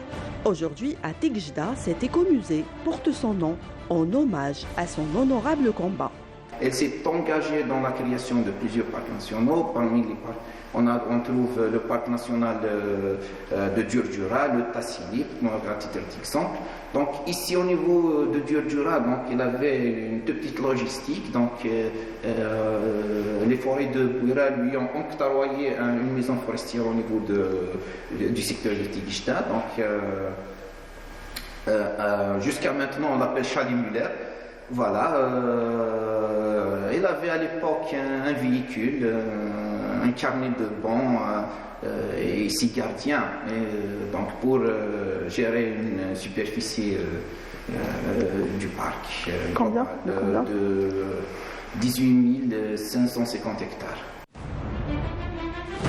Amoureux de la nature et des animaux, il contribua à la réalisation d'une trentaine de films documentaires sur la protection de la nature et des espèces végétales et animales, comme ce documentaire sur le chacal doré. Son travail au niveau des parcs nationaux était beaucoup plus de rattacher à l'université, c'est la recherche. Donc à l'époque, il parlait des inventaires floristiques, faunistiques. Il a fait d'autres travaux sur les espèces rares, très rares même, ou bien endémiques de l'Algérie. Je sais bien qu'il a fait des essais de multiplication du spray de Tassili normalement. Il a apprivoisé un chacal doré, voilà. Il est toujours avec des chiens, ainsi de suite. Surtout au Tassili, il a fait beaucoup de choses. Si Mustafa Müller, un défenseur de la liberté qui avait préféré les mots aux armes, il a bravé la mort et les convenances pour cette terre qu'il a tant aimée jusqu'au dernier souffle de sa vie. Il sera enterré le 9 octobre 1993 à Tamanrasset, un engagement à hauteur d'homme. Et voilà, Mustafa Müller, un grand militant non seulement pour la cause nationale, mais aussi pour la cause environnementale. Et restant dans l'environnement, un autre militant pour l'environnement, un autre militant pour la cause environnementale. Il est écologiste et consultant. Khalil Tidjani, bonjour. Bonjour. Toujours un plaisir de vous recevoir. Toujours un plaisir de venir aussi. Alors, vous connaissez une maison, à quoi ça ressemble? Une maison? À quoi ça ressemble? Bah, ça ressemble un peu à là où on est. Un peu à ça. Ouais, vous savez pourquoi je vous pose cette question? Allez-y. Voilà, alors si on dit que Khalil Tidjani est un grand militant pour l'environnement, c'est parce qu'il est réellement sur terrain. Alors Khalil Tidjani, il est toujours en rapport direct avec la population, en rapport direct avec l'environnement. Donc quand on vous suit sur les réseaux sociaux, c'est toujours à l'extérieur qu'on vous voit. C'est toujours à la belle étoile qu'on vous voit. C'est vrai. Et pourtant, j'ai développé, alors c'est marrant parce que vous me posez cette question, j'ai développé un concept qui s'appelle la darologie. Oui. Parce que, en référence à la maison, pourquoi? Parce que écologie, le mot éco, vient du grec oikos qui signifie maison, habitat. D'accord. Et donc voilà. Et mon idée, justement, c'est que ma maison soit la plus étendue possible. Et ma maison, c'est toute la Je me suis faite la promesse. Je me suis dit, si je le reçois, ce sera la question que je vais lui poser. Voilà. Alors, Khalil Tidjani, juste avant donc, de vous recevoir, nous étions en train de voir un très bel hommage que notre collègue Lamia Boudbouda a rendu à Mustafa Müller. Donc, Mustafa Müller, on sait qu'il est d'origine autrichienne. Il a épousé la religion musulmane. Il est devenu algérien, tout comme nous, n'est-ce pas? Alors, certainement, vous avez beaucoup de choses à nous dire par rapport à son militantisme, par rapport à tout le travail qu'il a fait, particulièrement l'instauration des parcs nationaux en Algérie? J'ai beaucoup de choses à dire, surtout sur l'empreinte qu'il a laissée. Parce que moi, c'est un homme que j'ai découvert sur le terrain. J'essaye de fréquenter au maximum les forestiers. Vous avez eu l'occasion de le voir, de le rencontrer? Non. Je vous dis, surtout en rencontrant des forestiers, des directeurs de parcs nationaux et tout, son nom est toujours revenu. Pour moi, il y a deux grands hommes de l'écologie algérienne. Il y a ce monsieur et il y a Salah Djbaili aussi, qui est le père fondateur de l'écologie scientifique en Algérie. Et voilà, et je sais que c'est un homme, pour moi, c'est à cela qu'on reconnaît la valeur d'un homme, c'est l'empreinte qu'il a laissée. Et il n'y a pas un moment où je pars dans les forêts, où je croise des forestiers, surtout les anciens, où le nom de M. Muller n'est pas cité. N'est pas cité, effectivement. Et ce qui est très intéressant, Karim Tidjani, c'est que vous êtes en train de suivre ces mêmes pas. Vous êtes vraiment... alors, il faut dire que vous avez passé beaucoup de vos années à l'étranger. Vous êtes rentré en Algérie, justement pour servir la cause environnementale algérienne. Et il faut dire que vous avez consacré toute votre vie pour la cause une partie de ma vie, en fait, une grande partie de votre vie. Je suis né en France carrément. Voilà. J'ai fait plus que y passer beaucoup de temps. Mais ceci dit, c'est aussi, comment dirais-je, c'est aussi tous les gens ici en Algérie qui se mobilisent pour cette écologie, pour l'environnement. C'est vrai qu'il y a une prise de conscience. C'est à eux que je dois ça en fait. Moi, c'est pas moi qui me mobilise. Je viens pour témoigner de leur mobilisation et c'est eux qui me portent parce que ce sont vraiment eux les gens sur le terrain. Moi, j'ai toujours essayé en fait d'apporter ma voix, mon talent pour écrire, pour photographier, ce genre de choses. Mon expérience, je l'ai acquise sur le terrain en fait, en fréquentant ces gens. Mais bon, je pense qu'aujourd'hui, on n'est pas venu pour parler de moi. Quand même, on parle de vous aussi, parce que si vous êtes là, c'est parce que nous sommes arrivés à ce résultat-là, à ce bilan-là, ou cette étude que vous avez vous-même faite. Donc, le développement durable en Algérie, c'est justement tout votre investissement sur le terrain qui vous a permis de faire cette étude. Alors aujourd'hui, cette étude d'abord, d'où vient l'importance pour vous d'investir dans cette étude? Bon, c'est une commande qui m'a été faite par une fondation, donc la fondation Friedrich Ebert, que je remercie au passage, qui fait régulièrement appel à moi. Et l'idée, c'est qu'on m'a demandé en fait une étude qui sortait un petit peu des sentiers battus, c'est-à-dire l'étude technocratique et tout. Moi, je ne suis pas un technocrate, je suis un homme de terrain. Et avec une petite touche philosophique. Justement, j'essaye d'expliquer dans cette étude, la première partie, je décortique un petit peu le concept de développement durable, parce qu'il y a peut-être des confusions qu'on fait sur le développement durable. Voilà, et après, j'aborde un petit peu comment il est traité en Algérie, que ce soit par l'État jusqu'à la société civile, les entreprises.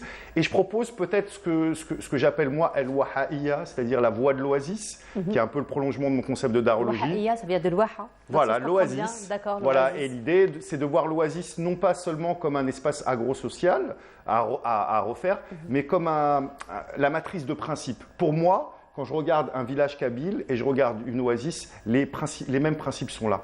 Sobriété, efficacité, résilience. Et je pense que pour que le développement durable en Algérie, en Afrique du Nord, eh bien, peut-être ait plus d'impact sur la population, plus d'impact aussi sur nos intellectuels, sur l'entreprise, tout ça, il faut lui donner justement un côté mouleddar, un côté local. Donc je propose de voir ce développement durable comme une mise en valeur de notre identité. Moi, je pense que le développement durable, il ne doit pas seulement nous être imposé, mais il doit être quelque part un vecteur pour nous réconcilier avec notre passé et la modernité. Voilà, c'est comme, en tout cas, j'envisage le développement durable algérien et nord-africain comme vraiment un trait d'union entre le passé et le futur.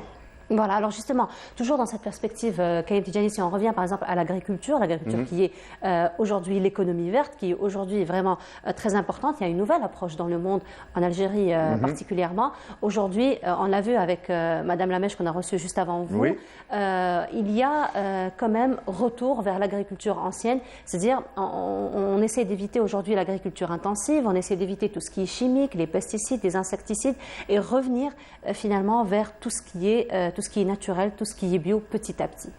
On essaye, alors c'est là aussi où je pense que le modèle En fait, on parle beaucoup de permaculture, d'agroécologie. Oui. Il faut savoir que, par exemple, un des pères fondateurs de l'agroécologie, j'ai eu la chance de rencontrer, même d'aller chez lui, Pierre Labhi, c'est un Oasien. Il nous a quittés. Oui, c'est un Oasien, c'est un Saharien. La permaculture, elle est née dans les déserts. Je veux dire que ce soit en Australie ou ailleurs. Et il y a beaucoup de similitudes, justement, entre la façon dont nos agriculteurs, pas seulement du Sud, mais eux, on va dire, ont sublimé ces principes parce qu'ils étaient dans un environnement éminemment hostile. Mais effectivement, cette culture, elle est là, mais après, on essaye. Maintenant, est-ce qu'on y arrive? C'est une toute autre chose. Il y a aussi ce problème à l'heure actuelle de l'agriculture industrielle qui est en train de s'inviter dans le Sahara, justement. Au lieu que en fait, l'oasis influe que ces traditions influent sur le Nord, j'ai l'impression que c'est plutôt le Nord qui est en train d'importer une agriculture qui donne des bons résultats sur le court, moyen terme, mais pas sur le long terme. D'accord. Voilà. Donc là, il faut vraiment réfléchir à long terme aussi. Moi, je pense que c'est très très important de réfléchir à long terme. C'est très important aussi de comprendre que, particulièrement dans un pays comme l'Algérie, quand même, qui n'a pas une surface agricole très très vaste en fait, qui est largement occupé par le climat semi-aride, beaucoup de déserts. Des ressources en eau qui ne sont pas... Alors, on parle de celles qu'il y a dans le Sahara et tout, mais bon, il y a toute une polémique là-dessus. Il y a à dire et à redire. Mais une chose est sûre, c'est que, à mon humble avis, chez nous, ce n'est même pas une question d'utopie et tout, c'est vraiment une question de pragmatisme. On ne pourra pas pratiquer une agriculture durable au sens de pérenne, mais aussi durable au sens de la durabilité, des principes justement du développement durable, sans nous réimprégner de ces principes. N'oublions pas que nos ancêtres ont réussi à créer des jardins dans des déserts. Et ces jardins n'étaient pas seulement des jardins, c'était des haltes économiques, c'était des pôles économiques, c'était des pôles culturels, c'était vraiment des lieux où l'agriculture était pensée vraiment comme un consensus entre l'horizontal et le vertical, où les arbres, à l'ombre du palmier, on réussissait à faire pousser des fruits, des légumes. Mais maintenant, aujourd'hui, il faut profiter de l'apport de la science, de l'apport de la technologie, avec sobriété et efficacité. Et bon, j'ose espérer qu'en Algérie, on va suivre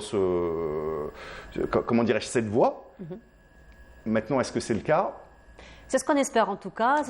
En tout cas, il y a toujours des agriculteurs qui essayent. D'ailleurs, notre collègue Sami Abouarour a rencontré l'un des agriculteurs qui fait un travail d'ailleurs efficace du côté de Tizi Ouzou. Je vous invite à voir son portrait. On se retrouve juste après. Yakouren, cette magnifique région montagneuse de Tizi Ouzou, réputée autrefois pour l'élevage de bétail, commence à perdre sa vocation. Avec 186 éleveurs en 2014, aujourd'hui, il n'en reste qu'une soixantaine.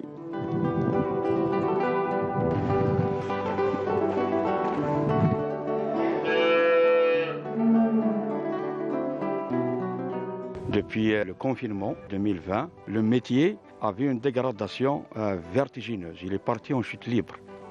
Pourquoi ? Parce qu'il y avait un manque flagrant de production alimentaire. Donc il y avait le blocage au niveau des ports, qui est le maïs et le soja qui ne rentraient pas. Donc l'aliment a pris de la vitesse. Avant 2020, on payait un quintal d'aliments aux environs de 3600, 3500 dinars le quintal. Aujourd'hui, on atteint les 6000 dinars le quintal. Dans cette petite localité de Thel Arbia, seul l'Arbi s'accroche encore à son activité. La première idée, c'était en 2014. J'ai eu l'idée de me lancer dans l'élevage bovin. À ma première année, je ne connaissais pas le métier. La botte de foin a atteint les 1200 dinars. Et j'avais 5 génisses qui ne produisaient pas beaucoup de lait parce qu'ils sont des génisses. Ils étaient à leur première portée. Grâce à l'apport de ma femme, moi et ma femme, on a pu surmonter tous les obstacles qui se présentaient. Les éleveurs de cette région fuient cette activité à cause de plusieurs contraintes, notamment la cherté de l'aliment de bétail.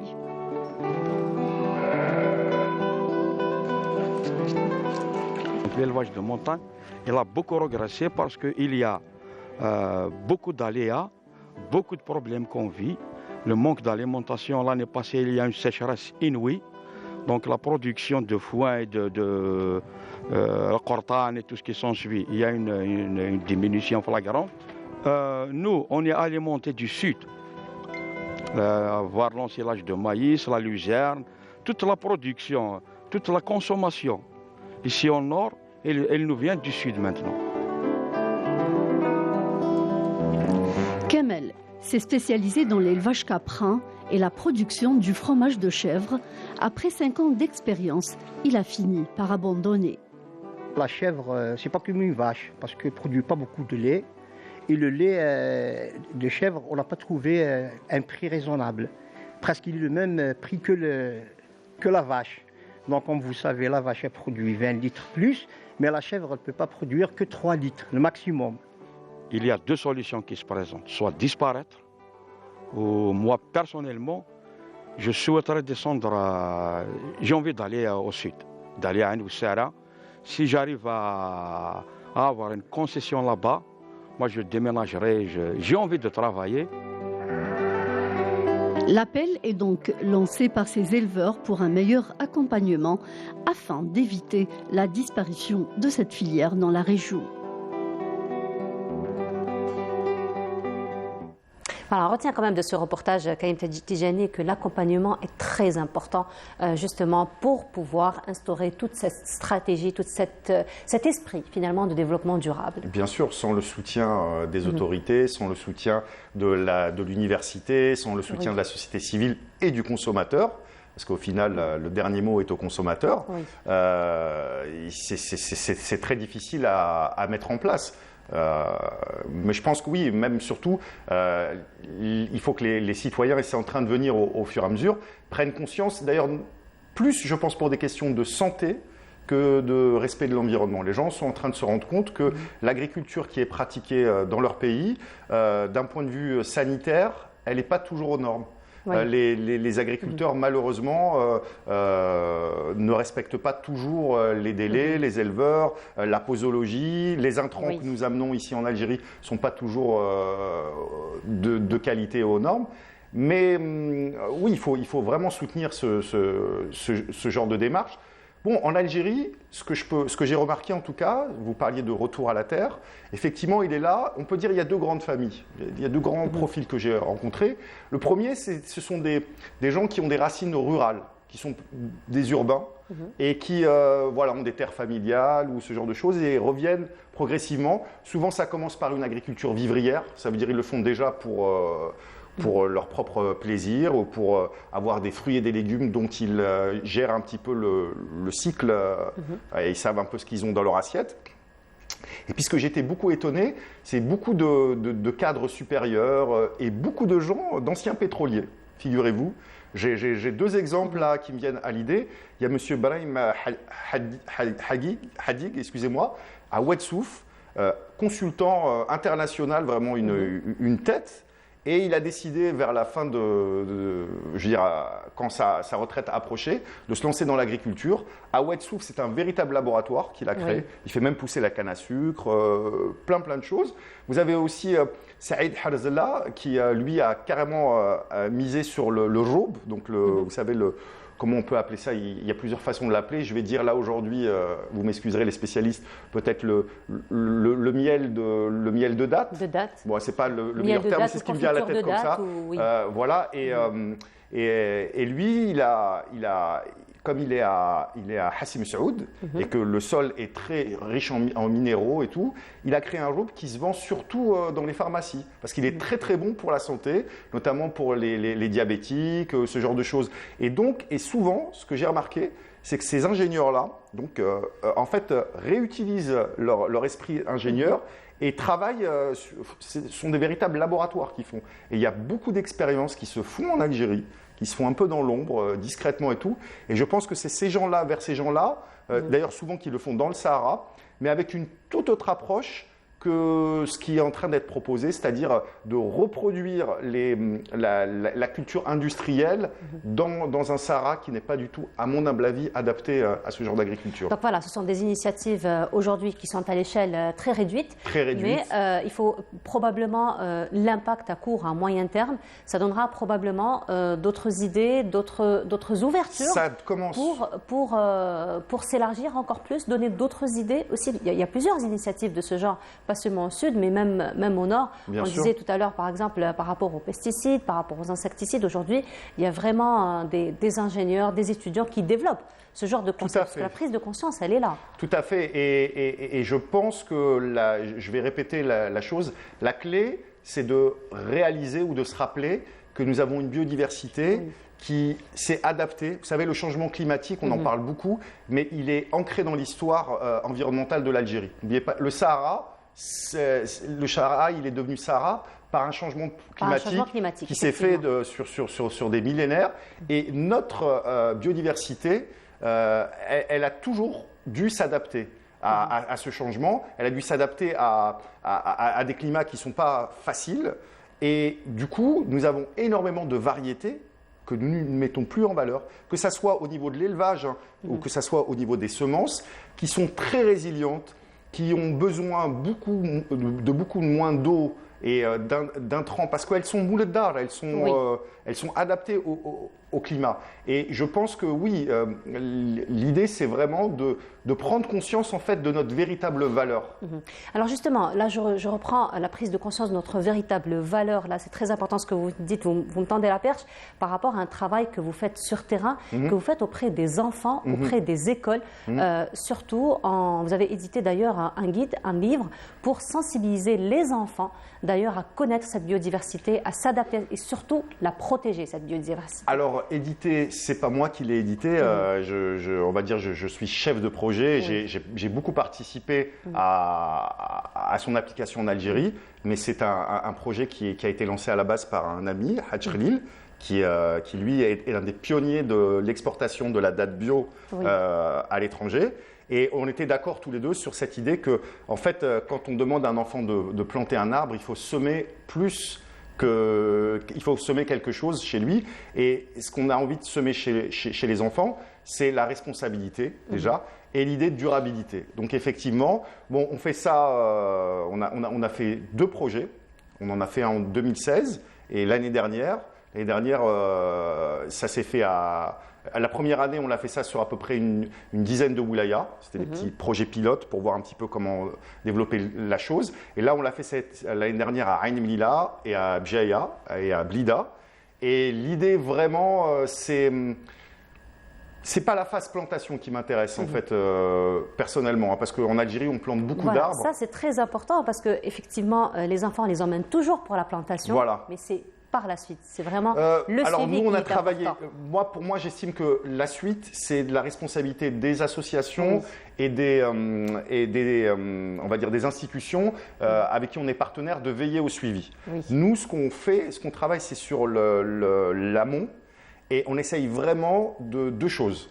La première, c'est d'amener les enfants vers le livre, mais par eux-mêmes. Alors on a créé tout un kit qui fait que c'est l'enfant qui se corrige par lui-même, qui va interagir en équipe. Bon, je n'ai pas le temps de développer là-dessus. Mais aussi et surtout, j'ai énormément insisté sur la formation des adultes à l'animation environnementale. Parce qu'en fait, ce que je me suis rendu compte à travers à travers tous mes voyages, et notamment quand la première fois j'ai développé ce projet dans plein de wilayas, c'est que quand vous donnez un livre à un adulte, pour les enfants, le livre a beau être de bonne facture, à être bien pensé et tout, ils ne savent pas, ou en tout cas ils n'ont pas souvent les bonnes méthodes pour l'appliquer avec les enfants. Donc du coup on revient à des choses du par cœur, où on donne le livre à l'enfant et il n'y a pas de suivi.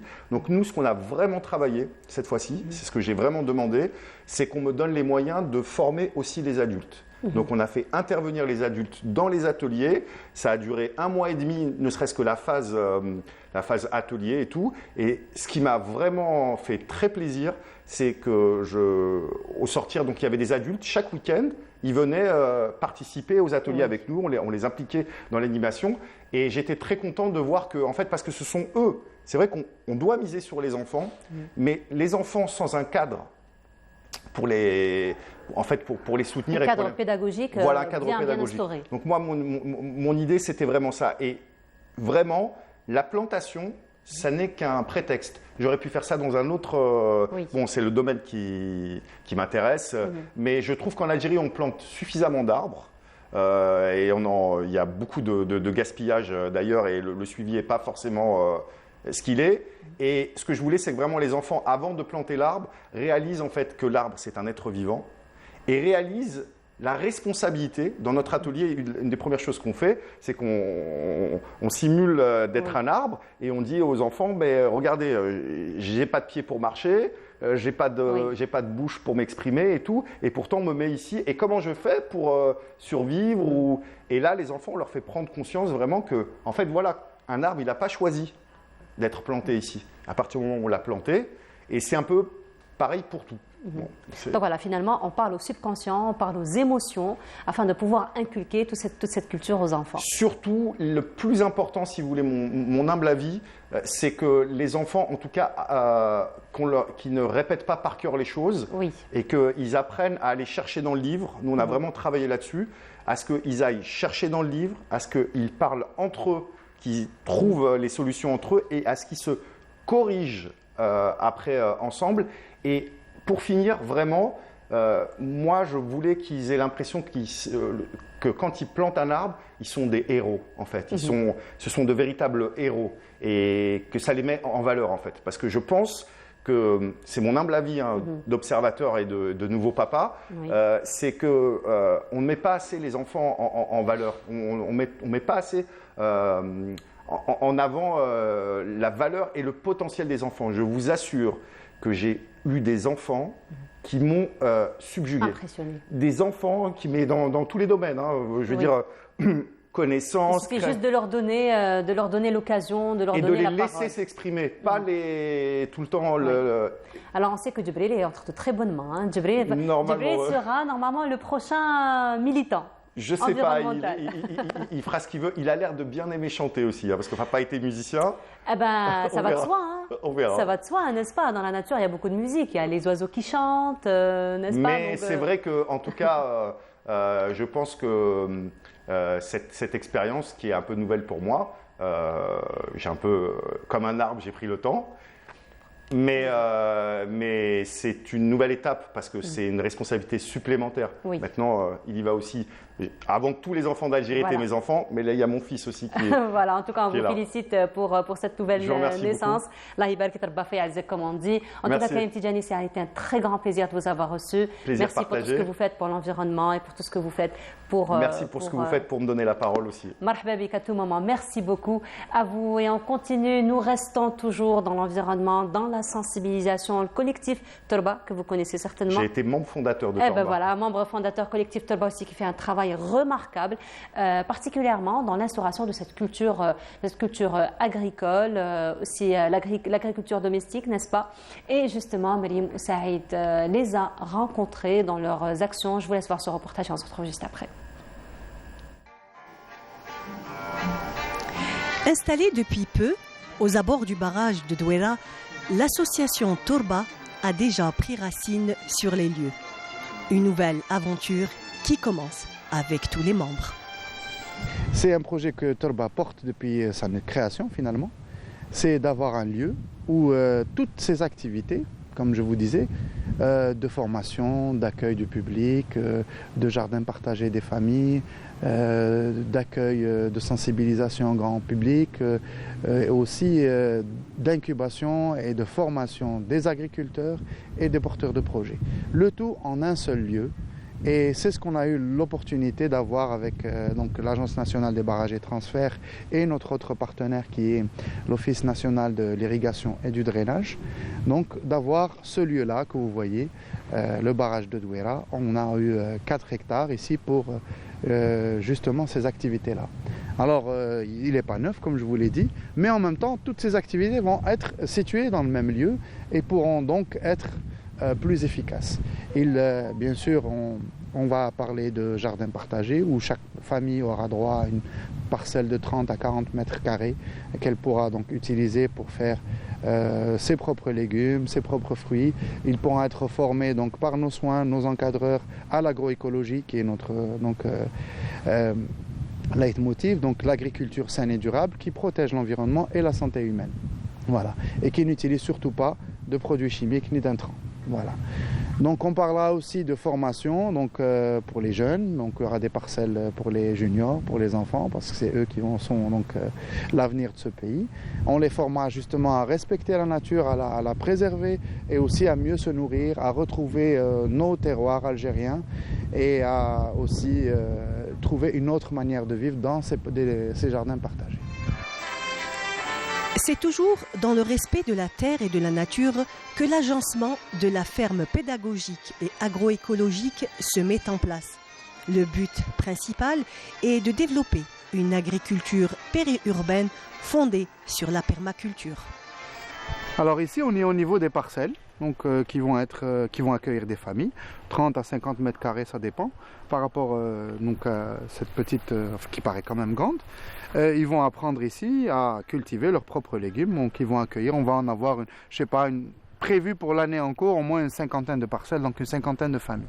Et peut-être même 2 familles par parcelle, ça nous en fera un peu plus. Voilà, nous avons délimité les premières parcelles, donc, mais on devra occuper jusqu'à donc, nos 2 hectares qui nous ont été alloués. Voilà, vous voyez ici, la paille qui se trouve être ici, c'est pas pour rien, c'est un paillage qui sert à protéger, en même temps à se décomposer, à nourrir la terre. Donc c'est une fertilisation naturelle, en même temps que c'est une protection, en même temps que ça limite les arrosages, en même temps qu'il y a plein de techniques qu'on trouvera comme ça dans ces petits jardins pour cultiver sainement.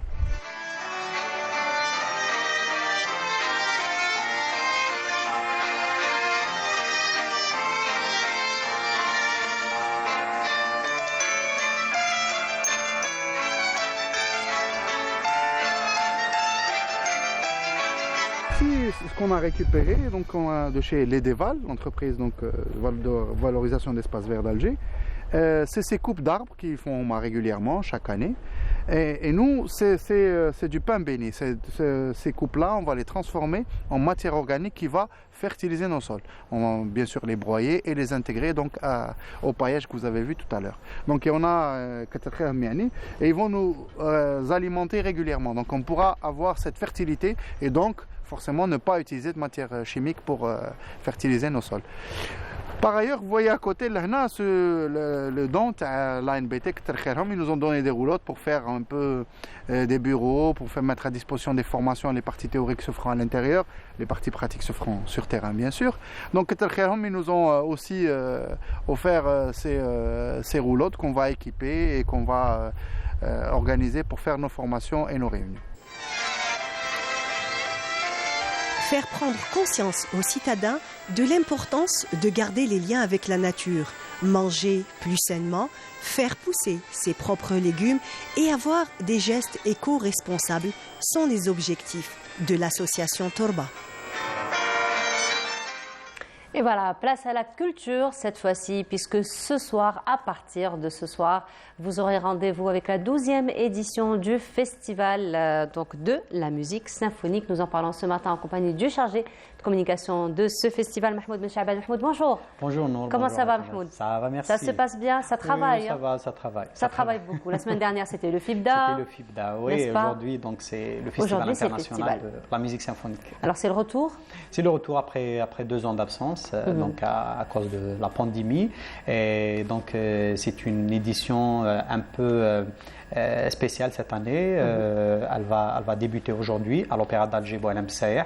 C'est un événement qui va s'étaler sur 6 soirées jusqu'au 20, du 15 au 20 à l'Opéra d'Alger, avec la présence de 14 pays, à l'honneur l'Allemagne cette année, donc avec un programme vraiment riche pour les mélomanes de la musique symphonique. Alors on va commencer par ce soir. Voilà. Donc ce soir, on aura rendez-vous avec... Donc aujourd'hui, c'est une formation algéro-allemande, un travail qui a été fait spécialement pour la 2e édition sous la direction du maestro algérien Lotfi Saidi et le maestro allemand Erhard Werner. Là, on découvre un mélange de musique symphonique universelle et un patrimoine de musique algérienne, bien sûr avec la présence de beaucoup de talents algériens, surtout les jeunes. Donc, ils vont interpréter plusieurs chansons algériennes connues, que ce soit dans le style du Sahara, le style kabyle, algérois, mais avec une touche symphonique. Il va y avoir aussi plein d'autres surprises pour les étudiants de la musique au niveau de tous les instituts de la formation musicale en Algérie. Et ils vont avoir droit à des formations au niveau de l'Institut de musique pendant tout ce festival à partir de demain jusqu'au 20. Alors justement, ce sont des ateliers de formation, des masterclass que vous... Donc ce sera en marge du festival. Et donc ce sont des ateliers qui sont exclusivement destinés aux étudiants. Aux étudiants des instituts de formation musicale. Donc ça va commencer demain à l'Institut de musique Mohamed Fawzi. Il va y avoir plusieurs spécialités dans ces ateliers, ces masterclass. Il va y avoir aussi des conférences animées par les invités du festival. Par exemple, au rendez-vous, il va y avoir un masterclass sur le chant animé par le japonais Kato Taika et aussi un autre masterclass sur le violon, sur le piano, sur le chant et le piano, sur la spécialité du chef d'orchestre, d'autres conférences qui parlent sur plusieurs spécialités dans la musique symphonique et d'autres instruments aussi comme le violoncelle et l'accordéon tout au long de ce festival. Comme ça, on donne l'occasion à ces jeunes, en étant étudiants à ces instituts, d'avoir l'expérience de tous les professeurs et les artistes qui vont animer ces conférences et ces masterclass. Très bien. Alors, vous avez dit qu'il y aura la participation de 14 pays. 14 pays, oui. Qui sont? Alors, aujourd'hui, on a dit que ça va être une formation algéro-allemande, mais à partir de demain, donc, le public va être au rendez-vous avec 3 concerts animés par le Japon, la France et l'Allemagne. Ça va commencer vers quelle heure? Ça va commencer à 18h30 à l'Opéra d'Alger. Le 17, lundi 17, rendez-vous avec le Danemark, l'Autriche et la Tunisie. Et mardi le 18, ça va être avec l'Égypte, un orchestre dirigé par le maestro Ahmed Saidi et un autre orchestre d'Italie. Le mercredi 19 octobre, le rendez-vous avec la Syrie et la Tchéquie, et on clôture le festival avec l'Afrique du Sud et l'orchestre russe. Très bien. Alors, donc, c'est un spectacle qui va durer combien de temps? Généralement, c'est un spectacle d'une moyenne de 2 heures de spectacle à partir de 18h30. On est bien servi. Hein? Voilà, exactement. avec 2 ans d'absence, donc oui. Le public va... On se rattrape. Exactement.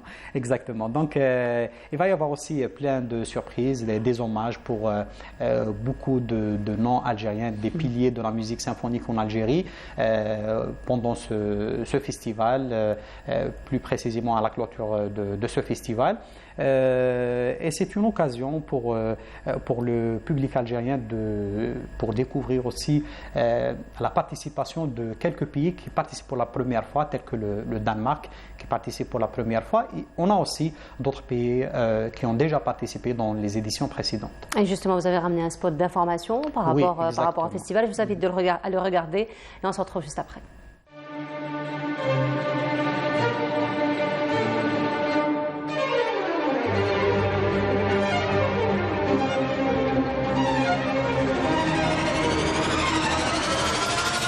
تحت الرعاية السامية لوزيرة الثقافة والفنون الدكتورة سوريا مولوجي. محافظة المهرجان الثقافي الدولي للموسيقى السيمفونية تنظم الطبعة 12 من المهرجان.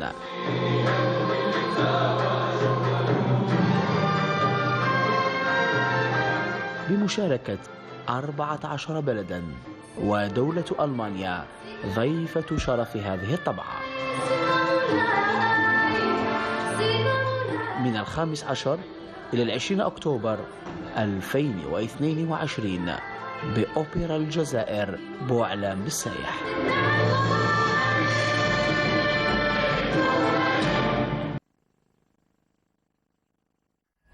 Et voilà, donc c'était le spot. Alors justement, Mahmoud, aujourd'hui, comment vous organisez pour la réception de tous ces pays, de tous les orchestres et surtout les répétitions? On sait que c'est très important. Alors, donc le festival a mis à la disposition de tous les participants des programmes de répétition bien avant leur concert à l'Opéra d'Alger. Donc, ils viennent, généralement, chaque pays a son plan de vol et son plan de répétition. Il y a des formations en collaboration, donc ça demande plus de temps pour se préparer avant de présenter le concert. Donc ça se prépare au niveau de l'Opéra d'Alger pour les répétitions et les concerts, ça commence à 18h30. Pour la billetterie, donc elle est déjà disponible depuis le 5 octobre. Très bien. Et le public peut se présenter au niveau de l'Opéra d'Alger pour acheter leur ticket. Les tickets, c'est numéroté. Ils auront droit à choisir leur siège, à choisir la soirée pour assister le programme qu'ils veulent. Ils sont à quel prix les billets? Les billets sont à 800 dinars. Donc, et les portes ouvertes à l'Opéra d'Alger tous les jours de 9h jusqu'à 19h pour acheter leurs billets. Très bien. Merci beaucoup, Mahmoud, pour toutes ces informations. Bon retour déjà au festival et beaucoup de succès pour cette 12e édition du Festival international de la musique symphonique. Merci encore une fois à vous, Mahmoud Ben Chaban. Donc vous êtes le chargé de communication du festival. Et on continue, nous allons nous retrouver pour la dernière station de cette matinée en compagnie de Samira Hadjamar, elle qui nous emmène en Mauritanie cette fois-ci pour nous faire découvrir le patrimoine culturel de ce beau pays. La Mauritanie donc qui prendra part au sommet arabe qui se tiendra très bientôt donc à Alger le 1er et le 2 novembre. Mais avant cela, un avant-goût de la Mauritanie avec cette pause musicale mauritanienne et on se retrouve juste après.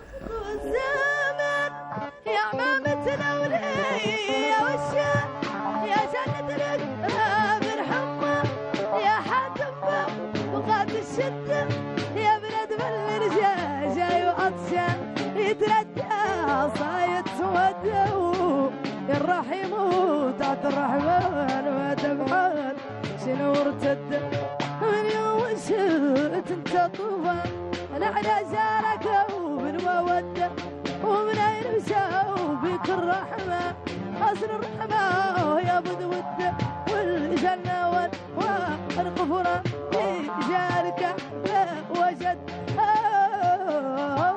وجد معدني سديد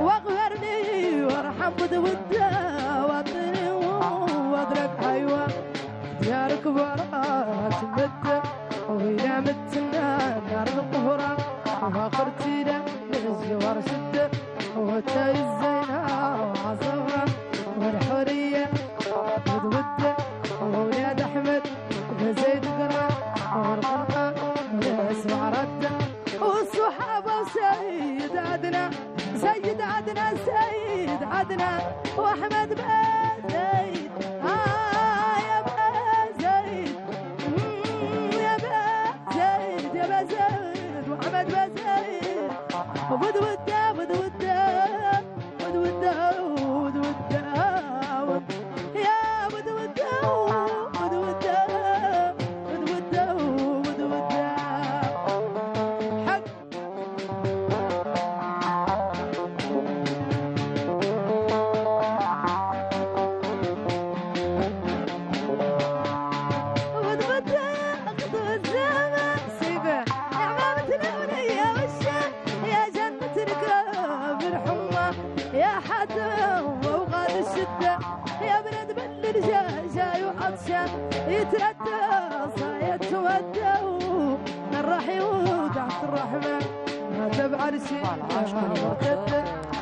Le paysage le plus magnifique.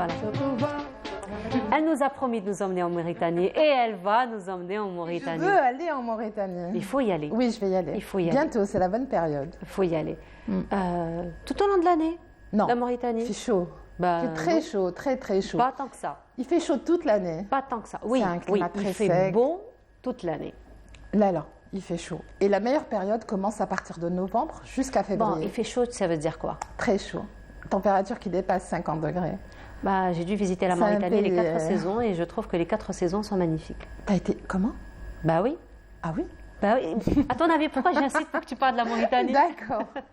Bah écoute, ils ont un vent. Bonjour Noor. Ah oui. Hein? D'abord, bonjour. D'abord. Ça va? Ça va très bien et toi? Tant que tu vas nous emmener en Mauritanie. Oui, Mauritanie, toujours on reste à l'occasion de la Ligue arabe. La Mauritanie est invitée.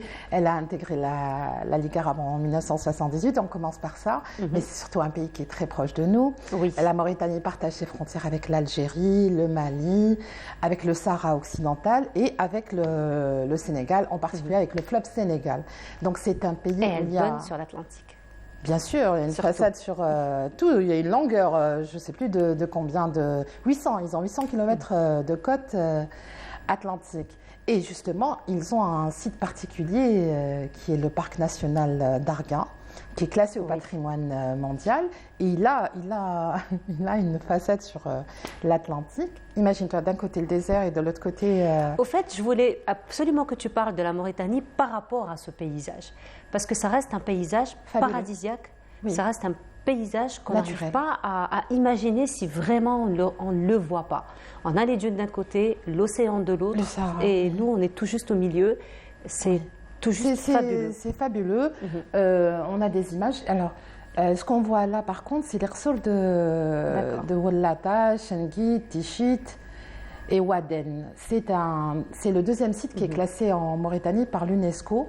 Ce sont les villes anciennes de la Mauritanie. Ça raconte un peu l'histoire de la région, mais pas que, tout autour. La Mauritanie, c'est vraiment un brassage culturel. Oui. De langue, de culture. Mauritanie vient de Mauritanie, donc c'est l'ancien peuple berbère de l'Antiquité, mais il y a eu énormément de passages de civilisation. Il y a le pays Chenguit est connu parce que on l'appelle la Sorbonne du Sahara. Pourquoi? Parce que des centaines de manuscrits ont été retrouvés là-bas. Et vraiment des manuscrits très importants pour l'humanité. Voilà. Donc, on revient au banc d'Arguin, au parc d'Arguin, parce qu'on parlait de ça. Il y a plus de 2 millions d'oiseaux migrateurs qui passent chaque année. Il y a des flamants roses, c'est très beau. On a un petit peu la même chose, ça y ressemble.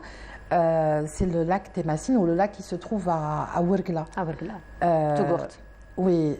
Entre Togourt et Ouergla. C'est vraiment magnifique. Ils ont plus de 200 espèces pour la faune et la flore. Il y a même des dauphins là-bas, il y a des marsouins, il y a des orques, des requins, ils ont tout. C'est fabuleux. Et ce qui est particulier, c'est un réservoir touristique et culturel. Ce qui est fabuleux en Mauritanie, c'est que ça reste naturel. Il y a... Quoi? Tu sais, tu es en train de parler, moi je suis en train de revivre tous ces moments-là de la Mauritanie, finalement. C'est un moment nostalgique pour moi. Tu es partie en reportage ou en vacances? Non, je suis partie en vacances. D'accord. Et donc tu as été à la capitale Nouakchott. Qui est moderne, on va dire, en comparaison. Oui. Mais qui est moderne, effectivement, la capitale, mais la capitale garde quand même le cachet traditionnel, effectivement. Bon, après, je ne sais pas qu'est-ce qu'elle est devenue, parce que la dernière fois que je suis partie, c'était en 99.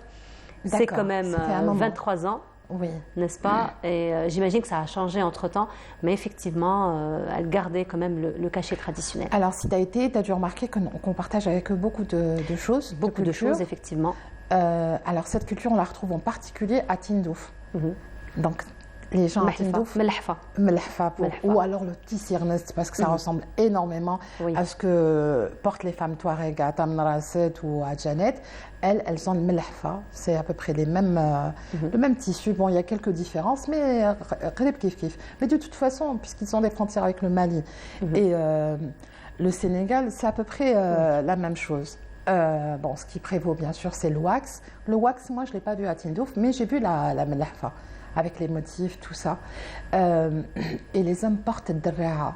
Donc, c'est une espèce de... C'est comme le bazan tatouarek, mais la même chose. La tradition du thé, même chose. La tradition du thé, oui. C'est les gens du Sahara, du désert. La Mauritanie, c'est le Sahara. Donc, les trois pour l'amertume, pour l'amour, pour le reste. Voilà, c'est la même chose. Il y a le henné, bien sûr.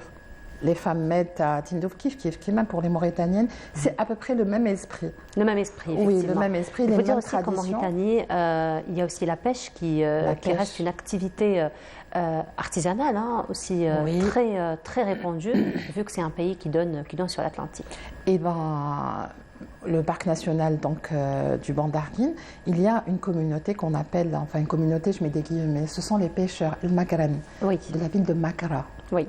Voilà, j'espère que j'ai bien prononcé. C'est eux qui s'occupent de la pêche, c'est très beau. On a des images, je ne sais pas si on a pu les voir. Voilà, et donc la pêche, bien sûr. Oui, c'est un lieu où on a halieutique, en fait, on va dire, c'est ça. Voilà, et il fait partie. Alors, il est site Ramsar, bien sûr. Il a été inscrit aussi au patrimoine mondial de l'humanité. C'est un endroit particulier. Pourquoi? Parce que de tout temps, bien sûr, il y a eu des gens qui ont voulu l'exploiter. Il y avait eu des forteresses là-bas. Il y a des traces du néolithique, juste après la préhistoire. Donc, tout ça existe. C'est dans la pierre, les pierres qui sont lisses. Voilà, les Portugais sont passés par là, les Hollandais sont passés par là. Il y a eu, on voit les traces de la préhistoire. Ils font le couscous au dromadaire. T'as mangé? Le couscous au dromadaire, non. J'ai pas mangé le couscous au dromadaire. Par contre, j'ai mangé un autre plat traditionnel. C'était marouhout. Marouhout. Marouhout, oui. Bilhout. Et maro, ça veut dire rose, le riz. Ah. C'est du riz avec du poisson. D'accord, comme les Sénégalais. Et c'est très riche en légumes. Donc ils mettent pratiquement tous les légumes et tout se fait dans un four traditionnel. Sous terre un peu construit comme ça, un four traditionnel. En terre. Oui. Et tout, très bon. voilà, c'est excellent. C'est pas très bon, c'est excellent. Ça donne envie de repartir. Ou de partir, de découvrir. Oui. Non, je t'avais dit aujourd'hui, c'est vraiment nostalgique pour moi.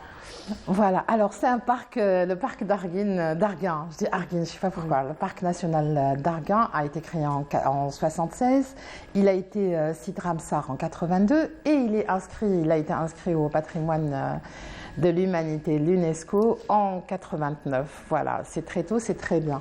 Donc, la Mauritanie, c'est l'Afrique de l'Ouest, mais pas que, puisqu'il y a eu, à partir du XIe siècle, il y a eu les Omeyyades qui sont venus, il y a eu un brassage ethnique, donc c'est pour ça que l'arabe est devenu, entre autres, l'arabe est devenu langue nationale. Et il y a plusieurs communautés, le Bambara est parlé là-bas, le Wolof est parlé aussi. Oui. Voilà. Ce qu'on peut rajouter, c'est... D'ailleurs, j'avais même appris un mot pour dire bonjour. Salam alaikum. Par l'arabe. C'était une langue d'une... Le Bambara. Je ne me rappelle plus ce que c'était, mais c'est un mot que je n'ai jamais oublié depuis le temps. C'était Jawali, pour dire bonjour. Jawali? Oui.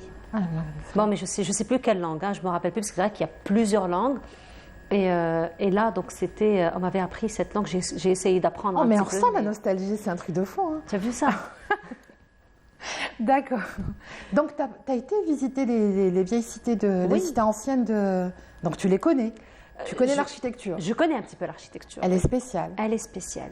Elle est spéciale, mais on reconnaît quand même des cachets qu'on retrouve aussi dans le sud algérien, avec des matériaux pratiquement similaires, avec un... C'est toujours des matériaux locaux. Toujours des matériaux locaux. Le climat, et c'est important. Respecte le climat, et c'est toujours à l'intérieur quand on rentre. On a l'impression que c'est posé, les pierres sont posées les unes sur les autres. Toujours quand on rentre à l'intérieur, il fait très bon, donc c'est très frais à l'intérieur.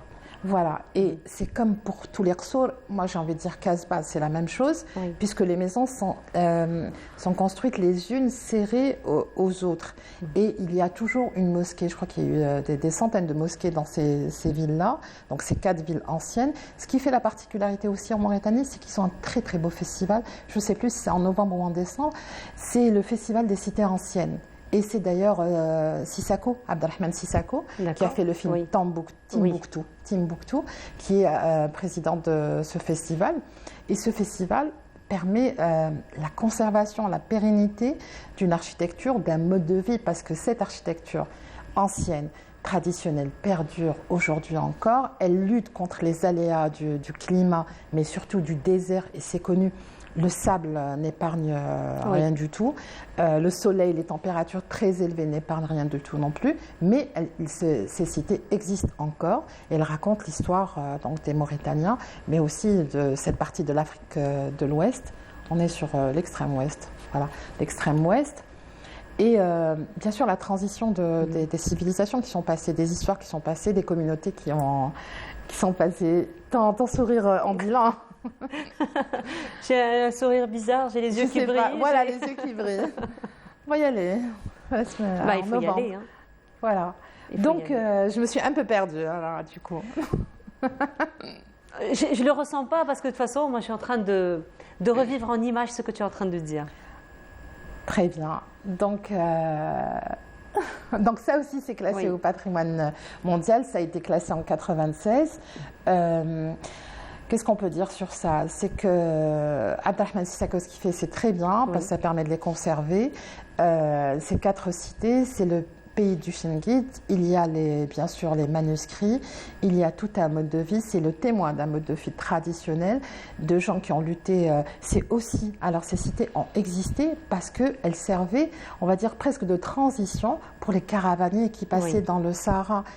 Il faut dire que, on va dire, l'essor économique à partir de l'Atlas jusqu'à l'extrême ouest est incroyable. Les Portugais, quand ils sont venus, les Hollandais, les Français aussi. C'était le drame, donc le naufrage de la Méduse. Donc il y a même un tableau qui raconte, parce que sur l'île d'Arguin, oui, vas-y. d'Arguin, il y a eu un naufrage où les gens il y a eu des rescapés. Bon, au bout d'un moment, ils se sont mangés entre eux, mais il y a eu quand même des rescapés. Et ça a été immortalisé dans une toile, voilà, qui s'appelle le naufrage de la Méduse. Voilà. En tout cas, merci beaucoup, Samira, pour J'ai l'impression d'avoir voyagé un peu dans tes souvenirs. Oui, beaucoup. Pas un peu, mais beaucoup. En tout cas, merci beaucoup pour ce beau voyage. D'autres voyages, donc à partir de la semaine prochaine, Inch'Allah, dans d'autres pays arabes. En tout cas, merci beaucoup, Samira. Bonne journée à toi. Je vais profiter quand même pour faire un petit coucou à tous nos amis mauritaniens. Amineto, tu sais que lorsque un prénom féminin se termine par ta, Marbota, c'est toujours tout. Donc, c'est pas Amina, c'est Amineto. Oui, voilà. Moi, j'ai 2 copines en Mauritanie. Amineto, Selma, à ma cousine Assia Daraji. À ma cousine Assia Daraji qui vit toujours et je souhaite, et je souhaite donc un prompt rétablissement à son mari. Et voilà, donc mais nous arrivons à la fin de notre émission. Merci beaucoup de nous avoir suivis. Voilà. Je me suis Il y a Maloma aussi, la chanteuse qui venait en Algérie. Exactement. Je me suis complètement perdue dans mes souvenirs. Moi, je vous souhaite une très agréable journée. Vous retrouvez à Radia Boulmaali dès demain à partir de 8h. Je vous retrouverai la semaine prochaine, plutôt le week-end prochain. Inch'Allah, bonne semaine à tous. Au revoir.